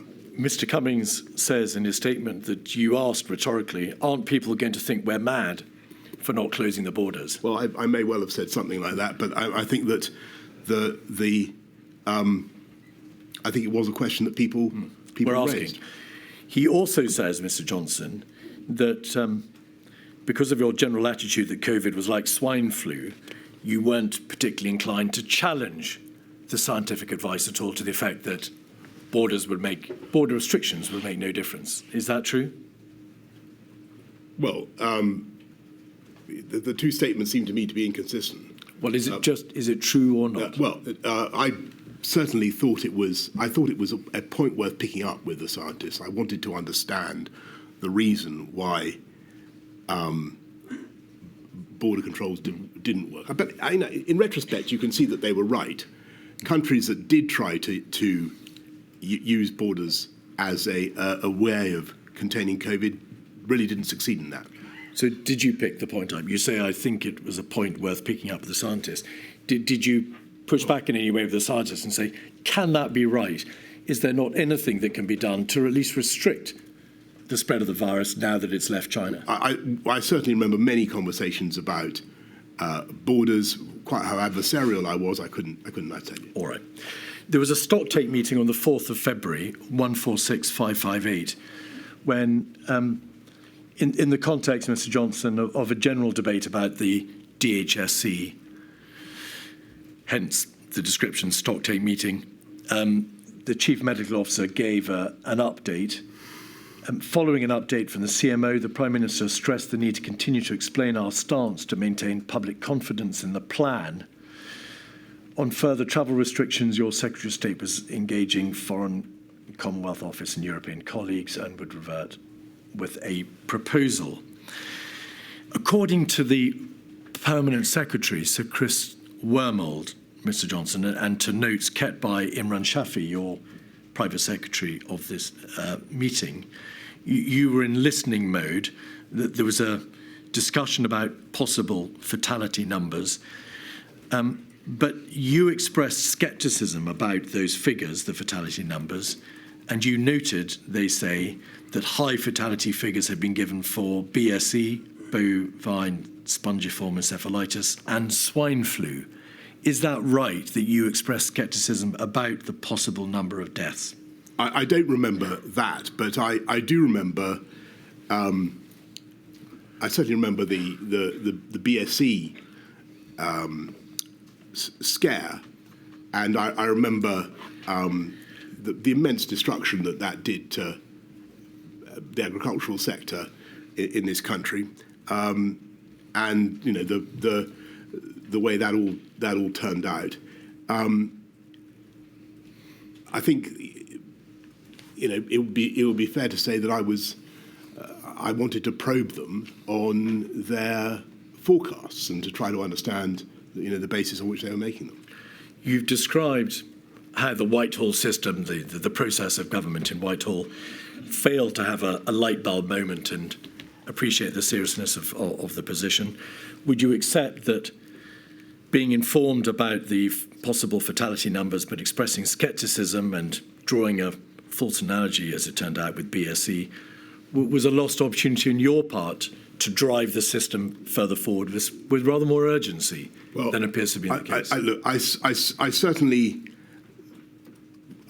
would accept that my mindset, like the mindset of, I think, the overwhelming majority of the ministers and officials in Whitehall in that period, Jan to mid-Feb was not as alarmed as we should have been. That's definitely right.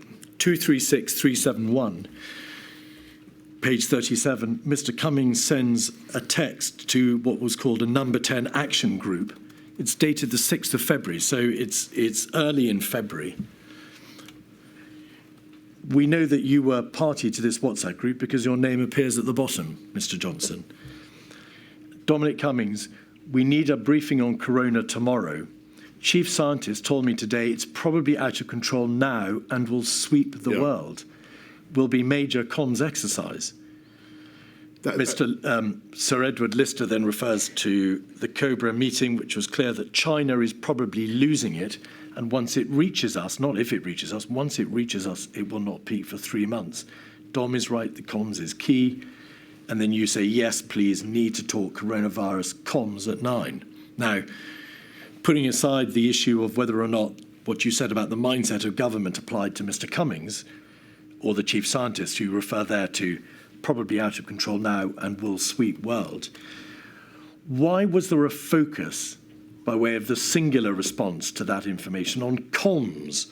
Why didn't any of you say, well, if this virus is probably out of control now and will sweep the world, bearing in mind the fatality numbers, the IFR, the hospitalisation rate, why did none of you say, we need to take steps now to deal with infection control, prevent the spread, alert the population, we have a major problem, not focusing on communications?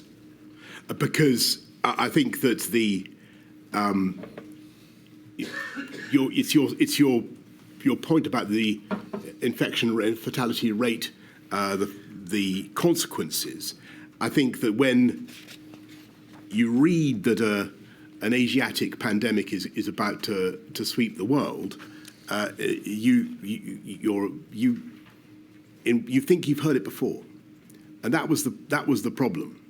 And so I say we need to talk about it, but I think it would be fair to say that the scientific community within Whitehall at that stage was not telling us that I was not being informed that this was something that was going to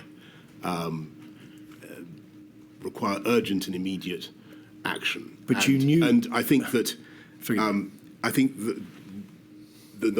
although you're right that we could see the mathematical implications of the reasonable worst case scenario, I think the problem was that we didn't think, and this was our mistake, we didn't think that the RWCS was very likely to happen. That was the problem. We'll come to that. So when I get told, anyway, forgive me. But BSE did not have a 2% fatality rate. Swine flu did not have a 2% fatality rate. So when you say there was an institutional failure to realise the seriousness of the position because of prior Asiatic epidemics, or because of BSE or swine flu, the difference was, and it was known to government, was that COVID had a 2% fatality rate, and BSE and swine flu had not. And that is entirely correct. But I think the tragedy is that we were operating, as I said in my statement, on a fallacious inductive logic about previous reasonable worst case scenarios and this one. And this was the one where I'm afraid the worst predictions turned out to be, or almost the worst predictions turned out to be correct. 56137 is a cabinet meeting on the 6th of February, which you, of course, chaired. On page 6, so that the public can understand, Mr. Johnson, that this document, which is minutes of the whole cabinet meeting, has large parts redacted as being sensitive and irrelevant because, of course, Cabinet dealt with many other issues other than just coronavirus.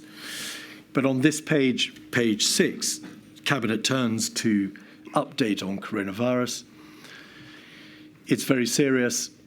Official estimate was around 28,000 cases, but that's likely to be a significant underestimate.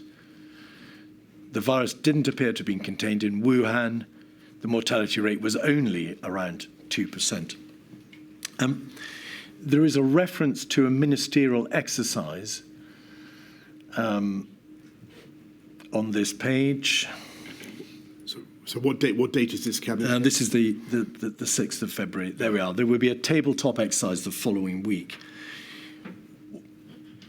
What was your understanding of that tabletop exercise? Did you attend it? I didn't. Did you have any role in that? I didn't attend it, and I'm sure my officials did. All right.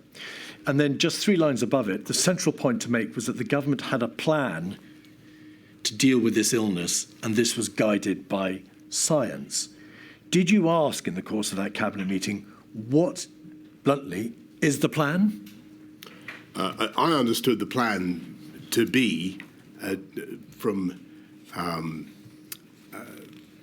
what Matt had said and from the discussions I had had, that we would try to isolate, test and trace people as they arrived. That was what I thought the plan was, and my impression was that we had a good testing system.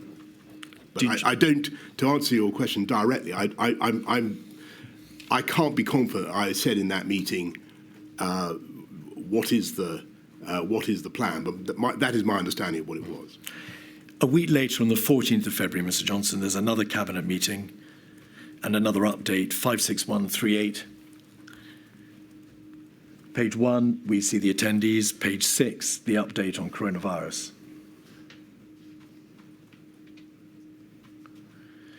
The Prime Minister said the government and the country needed to be ready for the coronavirus situation to get worse. The public messaging so far had struck the right balance between preparing the public for what might happen and not causing unnecessary alarm. Your focus there, Mr. Johnson, appears to be on messaging, on communications, on ensuring that the public are aware, but they're not caused undue alarm by an overreaction. Where was the debate at your urging about infection control measures, the practicalities, the nuts and bolts of stopping the virus from spreading irrevocably throughout the United Kingdom now it had left China? Well, I'm not certain that So first of all, on messaging, the messaging was incredibly important. Messaging, in the end, was the most important tool we had to deal with the virus. I don't think we should deprecate the importance of messaging. As for measures to tackle infection, the spread of infection within the country, we've talked about borders and we've talked about test and trace. Borders didn't really offer a panacea. Test and trace, we were sadly not as well prepared as we should have been. So the borders were never going to work. The test and trace couldn't work because it was only for a handful of cases. You've identified no other practical means at the disposal of government to prevent the spread of the virus. Why doesn't somebody say, we have a major problem here? Not only is it coming, but the 2 measures which you've just identified aren't going to work and will never work. Because for the reason I've given you, which is that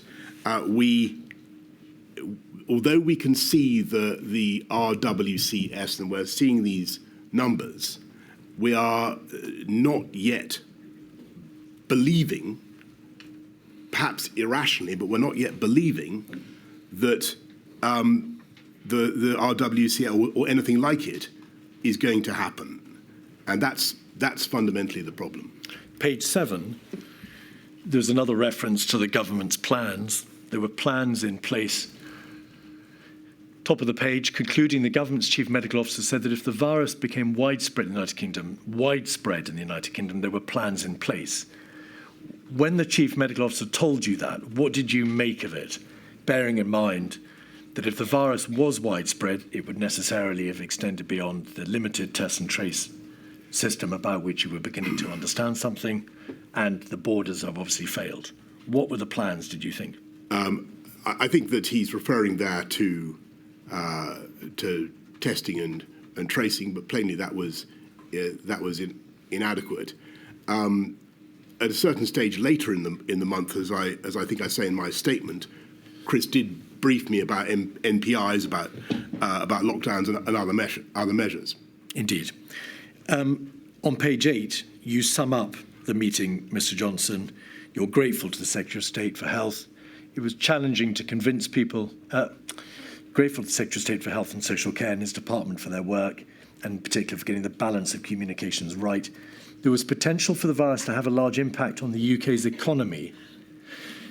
Was it because of the mindset to which you have referred the inquiry that you didn't say there is potential for this virus, indeed a probability now that it will kill, rather than focusing on the economy? Because I didn't say that because you use the word probability in the sense of, I suppose, overwhelming likelihood.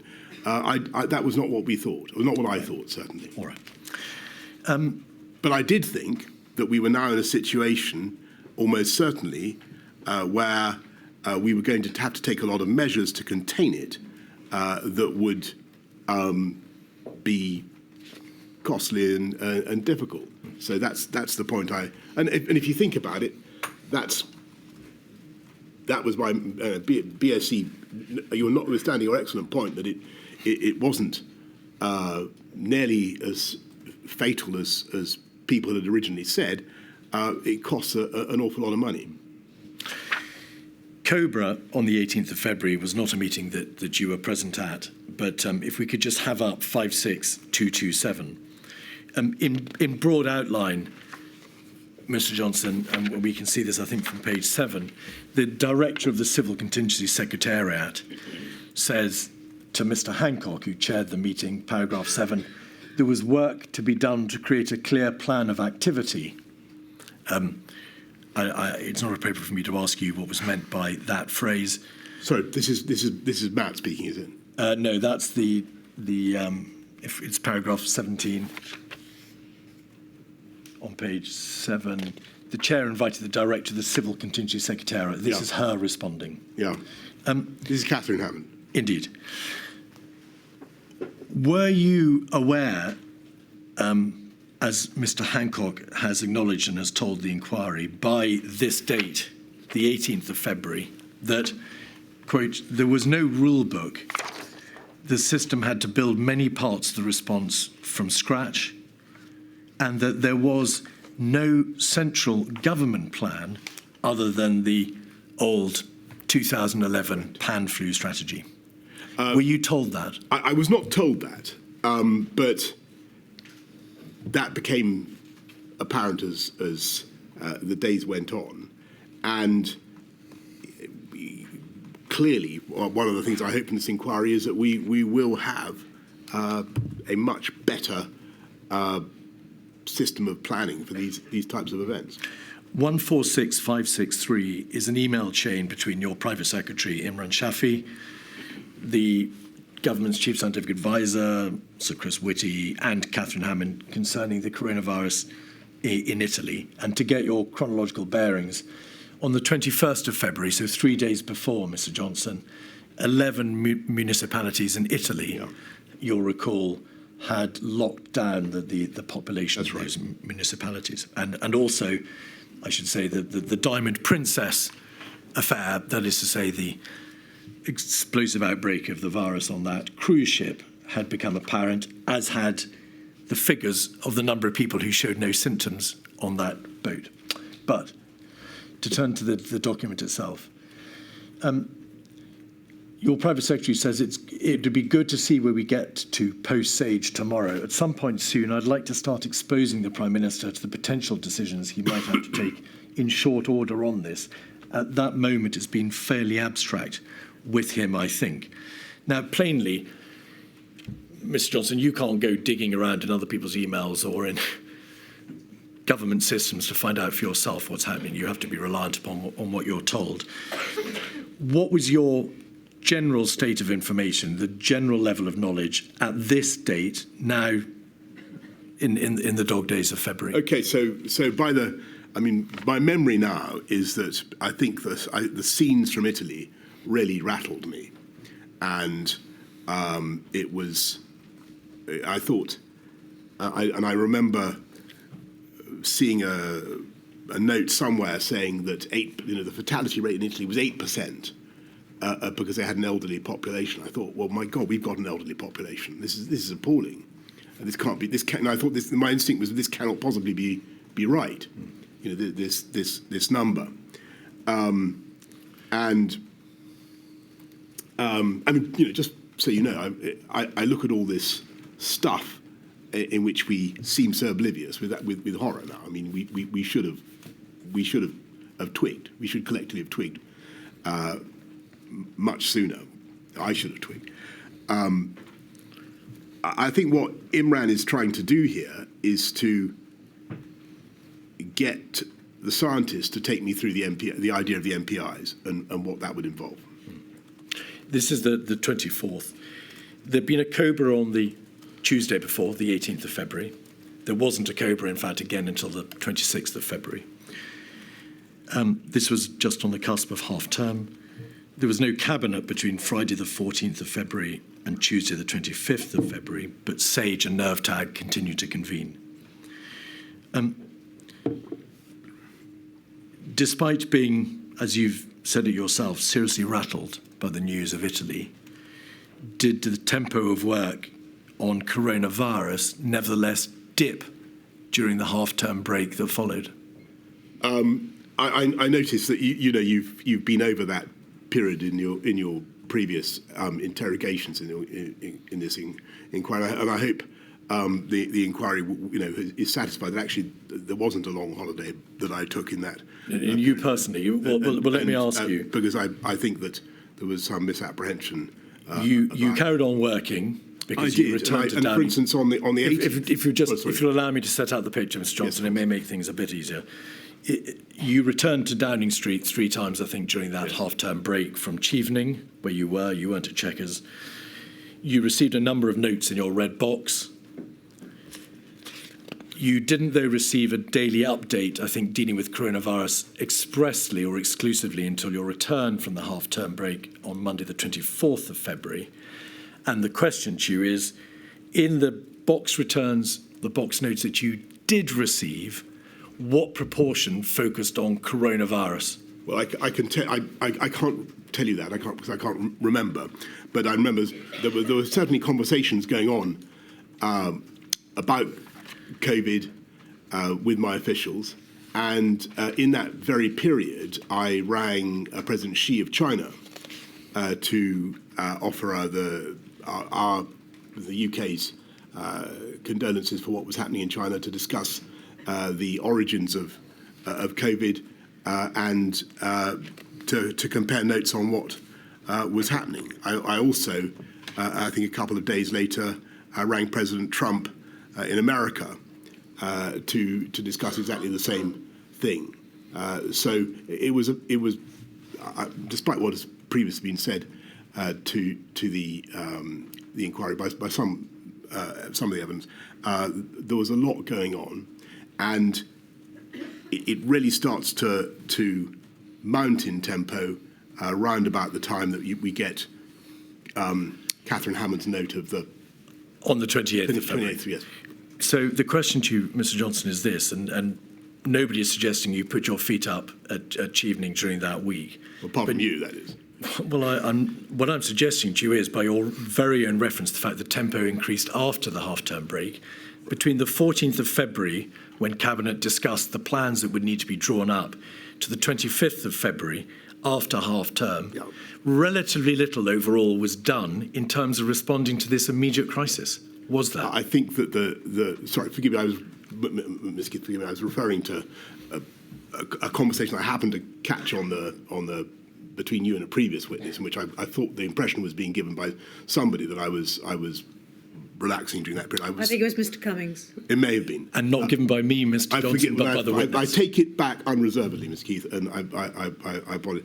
I was working throughout the period, and the tempo did increase, particularly during when we got when I saw the message from Catherine Hammond on. I think it was the 2nd of March, but I'm told it was earlier. But there was a meeting on the Friday, the 28th of February, that you attended. That's right. With the CCS. That's right. And what troubled me was the sheer number of potential fatalities under the RWCS. And this was just a horrifying figure, and I couldn't believe it.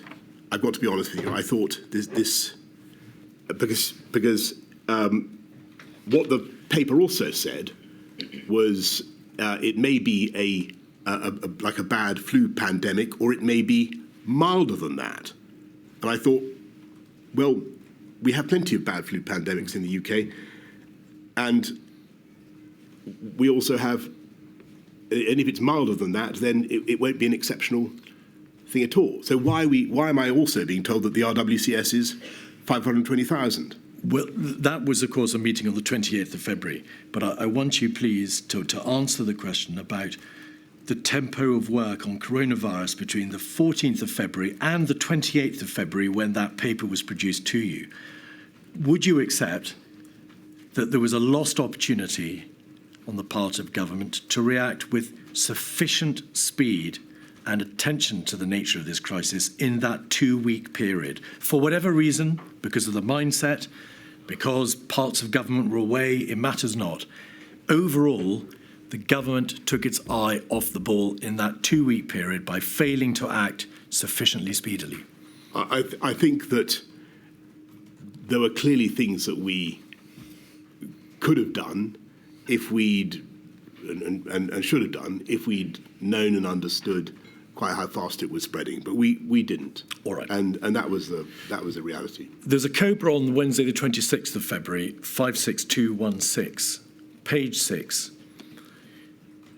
This is a crucial moment, although it's not, again, a COBRA that you were present at, Mr. Johnson, but it is a COBRA of the utmost seriousness, because on page 11, the chair, Mr. Hancock, said the reasonable worst-case planning assumptions looked close to becoming the reasonable planning assumptions as cases in Italy demonstrated the need for heightened alertness.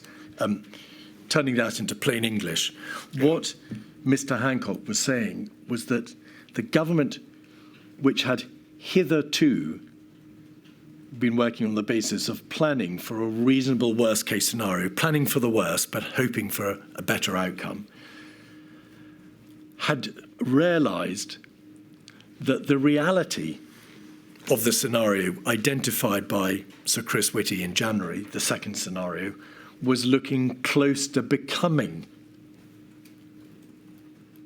the reality. That is to say, the reasonable worst-case scenario was indeed coming to pass. Not there quite yet, but it was looking close. Would you agree that understanding was a crucial moment? Sorry, what date is this? This is the 26th of February. It's a COBRA you weren't present at, and it's in advance of the receipt by you of the civil contingencies paper. It does look as though that meeting informed Catherine Hammond's, or helped to inform Catherine Hammond's paper, and perhaps was the reason why I got had the meeting I did. But I couldn't swear to that. I haven't asked you that, in fact, but it may well be, as a matter for my lady, the material shows that the CCS were tasked to provide the paper for you before this meeting. Okay. But the question from this paragraph for you is, as the Prime Minister, were you told that the COBRA, which you had not chaired, had been told that the reasonable worst-case scenario was looking close to becoming the reality? I don't remember that. I don't remember that. The CCS paper, 28th of February, is 182331. The first paragraph, Ms. Hammond says, COVID-19 looks increasingly likely to become a global pandemic, although this is not yet certain. It's the first sentence of this report.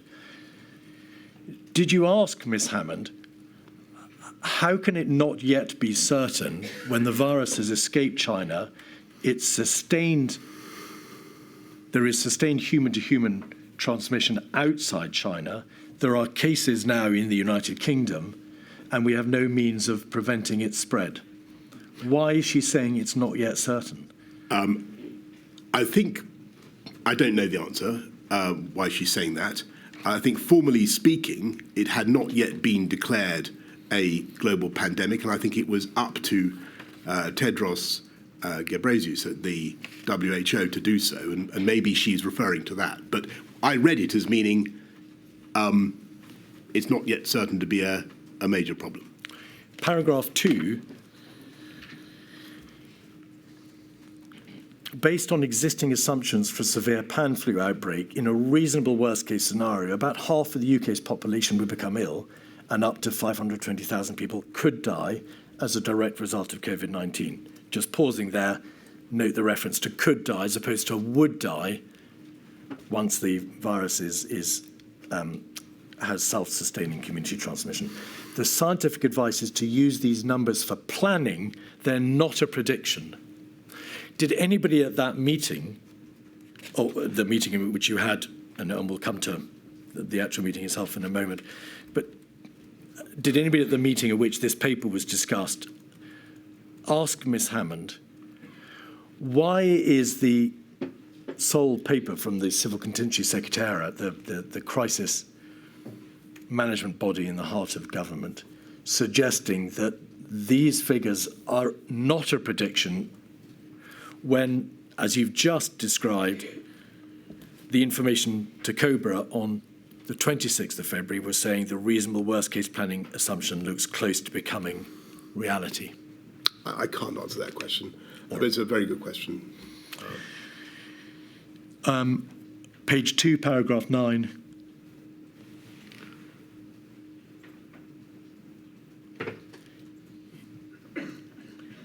The report says we need to strike a balance between taking precautionary steps and overreacting.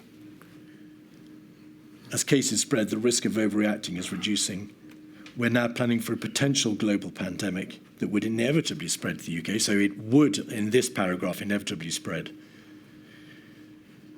Did you assess, reading this report, Mr. Johnson, that the reference to overreaction was long past and that, in fact, in the striking of that balance, there was now a real emergency and a need to take precautionary steps straight away? I think that I found the paper very alarming, arresting. I remember going to talk to my officials about it, saying, which is it? A severe to mild flu pandemic or an RWCS of 520,000? Because I couldn't understand what I was being asked to anticipate. So I've referred to the meeting. Your Private Secretary, Imran Shafi, refers at 146636 to the meeting. It's difficult to read his writing, but there is a reference to the PM asking, what's the strategy? There we are. Thank you. Prime Minister, what's the strategy? When are we going to take big decisions? Of what evidence? On what evidence? Of what evidence? And then you say biggest damage done by overreaction.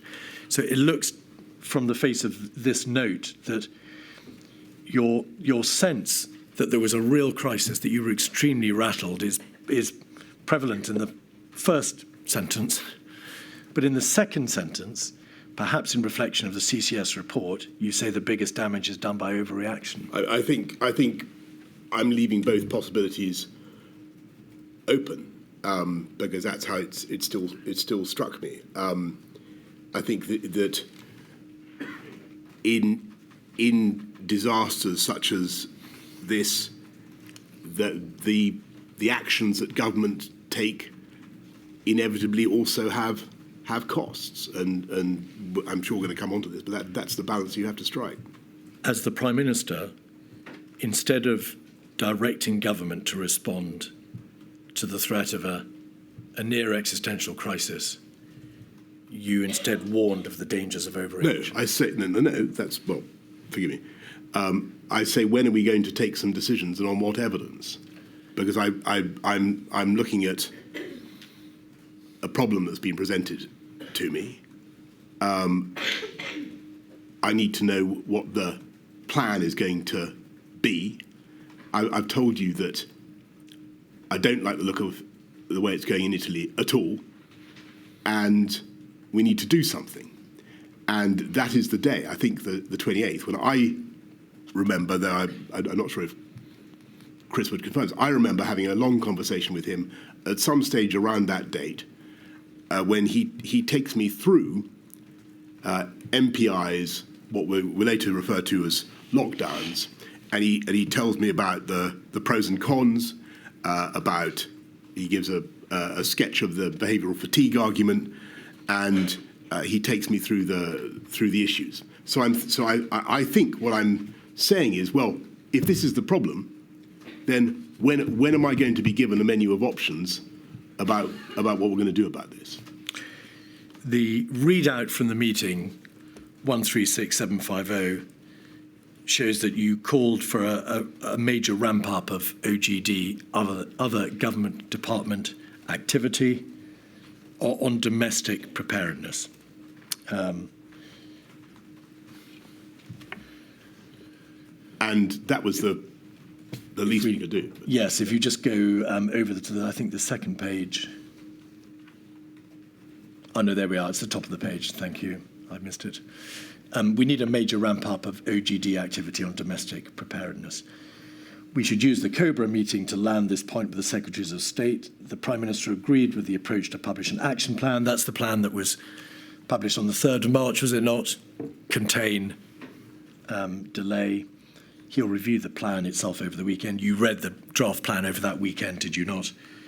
The 29th and 30th of February. The first plan, yeah. 28th of February and the 1st of March.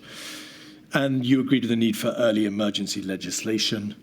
And then there's a debate about repatriation. Do you, with hindsight, and I emphasise hindsight, Mr. Johnson, accept that the level of seriousness may not have been sufficiently communicated in this direction from you? Do you say you did enough? I think that I did what I could. I think the problem is that actually, if you exclude borders and test and trace is not as good as it cracked up to be, and if you're told that we've got ample supplies of PPE, I was finding it hard to conceptualise exactly what we should be doing, except for the MPIs, and that was the only thing that I'd been given, and we had no plan for that. And I don't think the concept of lockdown, or even the word lockdown, had yet emerged. Indeed not. There was a 25th of February SAGE meeting where non-pharmaceutical interventions were debated, but they didn't include lockdown. There was a debate about extreme social distancing at the beginning of March. Lockdown doesn't appear to later. It doesn't. But your answer, Mr. Johnson, is I think the problem is that if you exclude borders and test and trace, is not as good as it's cracked out to be. And if you're told we've got ample supplies of PPE, I was finding it hard to conceptualise exactly what we should be doing. That debate, that realisation on your part that there is no effective border control, the PPE may be deficient, that there is no effective test and trace, scaled up test and trace, isolate contact system, is absent from all this material. That debate simply doesn't take place. There is no general realisation the virus is coming. It's a 2% fatality rate or 1% fatality rate, and we haven't got the measures in place to be able to deal with it. That debate doesn't take place. And I think that's right. And I think it's basically for the same reason that I've given, which is that although people intellectually can see that the RWCS could happen, as Catherine Hammond puts it, they still don't think that it's very likely to happen. And that's the reality. Now, in March, on the 2nd, you chaired your first COBRA. 56217. If we look at page 5, paragraph 2, we can see that you're told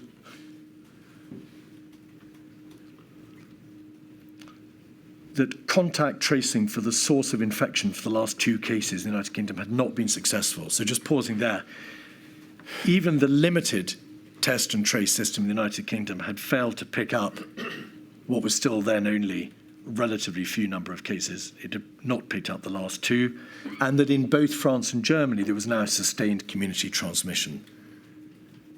So in terms of infection spread, it may be thought, game over in terms of infection spread.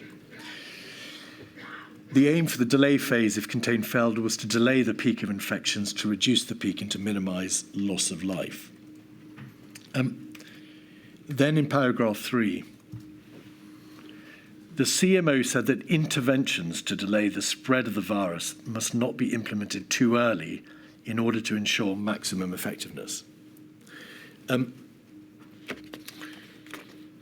There is material from SPY B, one of the SAGE subcommittees, on the 4th and 9th of March, also COBRA on the 4th of March and the 9th of March, which demonstrate that the Chief Medical Officer in particular said timing of implementation is crucial, compliance or despondence is heavily dependent on timing.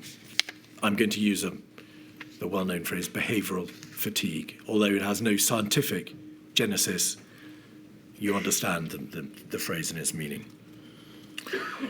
To what extent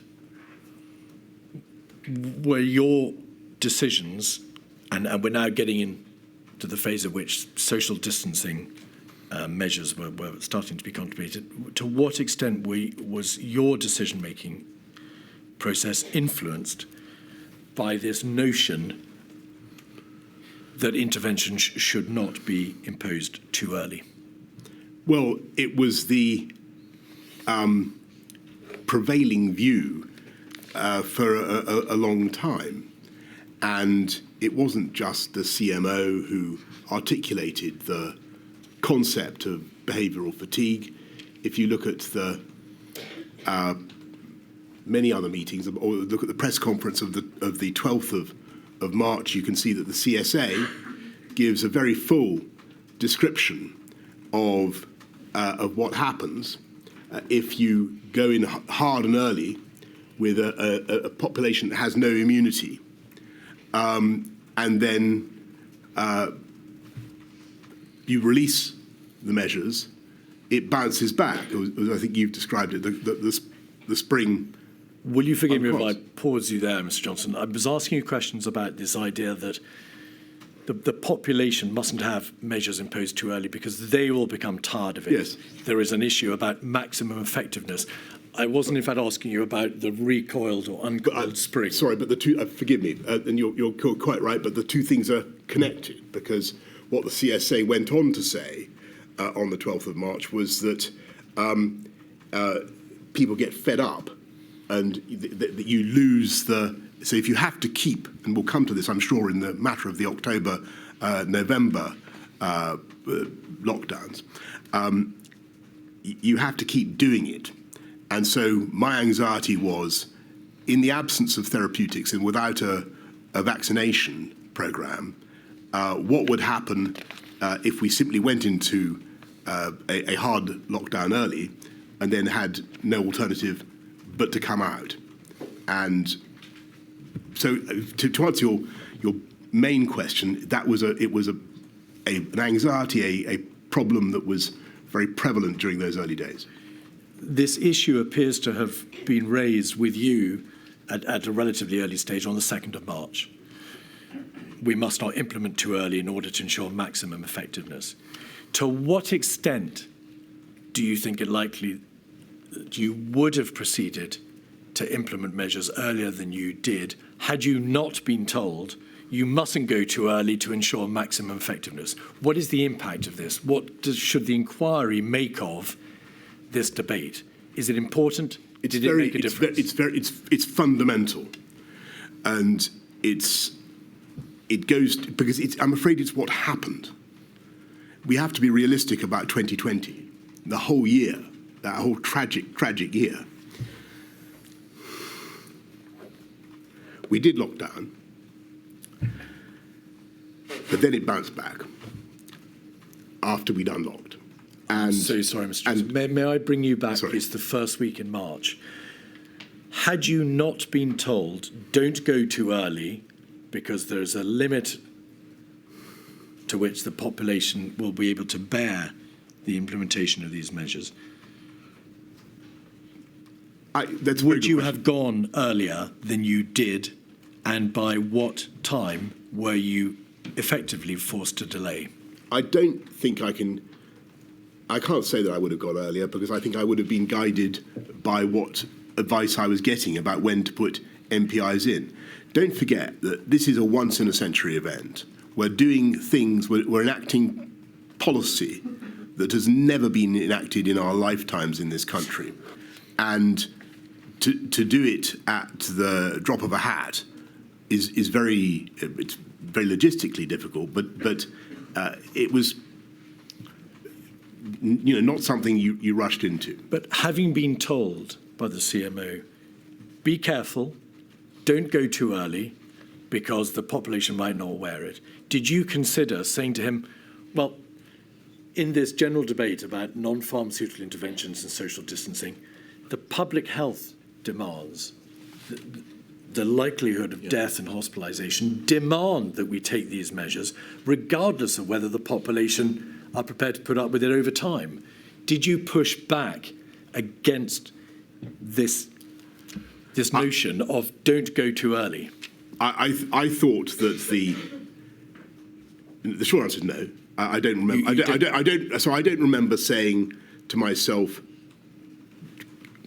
absolutely candidly, I don't remember saying to myself, this is so bad, they must be wrong, I must overrule the scientists, or I must ignore the scientists, I must go. No question of overruling the scientists, so you were following the science. Correct, forgive me. I must ignore the that's a very important distinction. I must ignore the scientific advice and the threats to public health and of worse outcomes if we go too early, and I must simply maximise. I've got to deal with the problem in front of the windscreen. I've got to deal with it now. I didn't do that, and perhaps with hindsight I should have done. But as I said to you right at the outset of this hearing, I just don't know the answer. No, that's clear. Mr. Keith, is that a convenient moment? But by all means. It's just that we usually break every hour and a quarter, and I think that's probably enough this morning. Thank you. 20 to 2, please. All rise.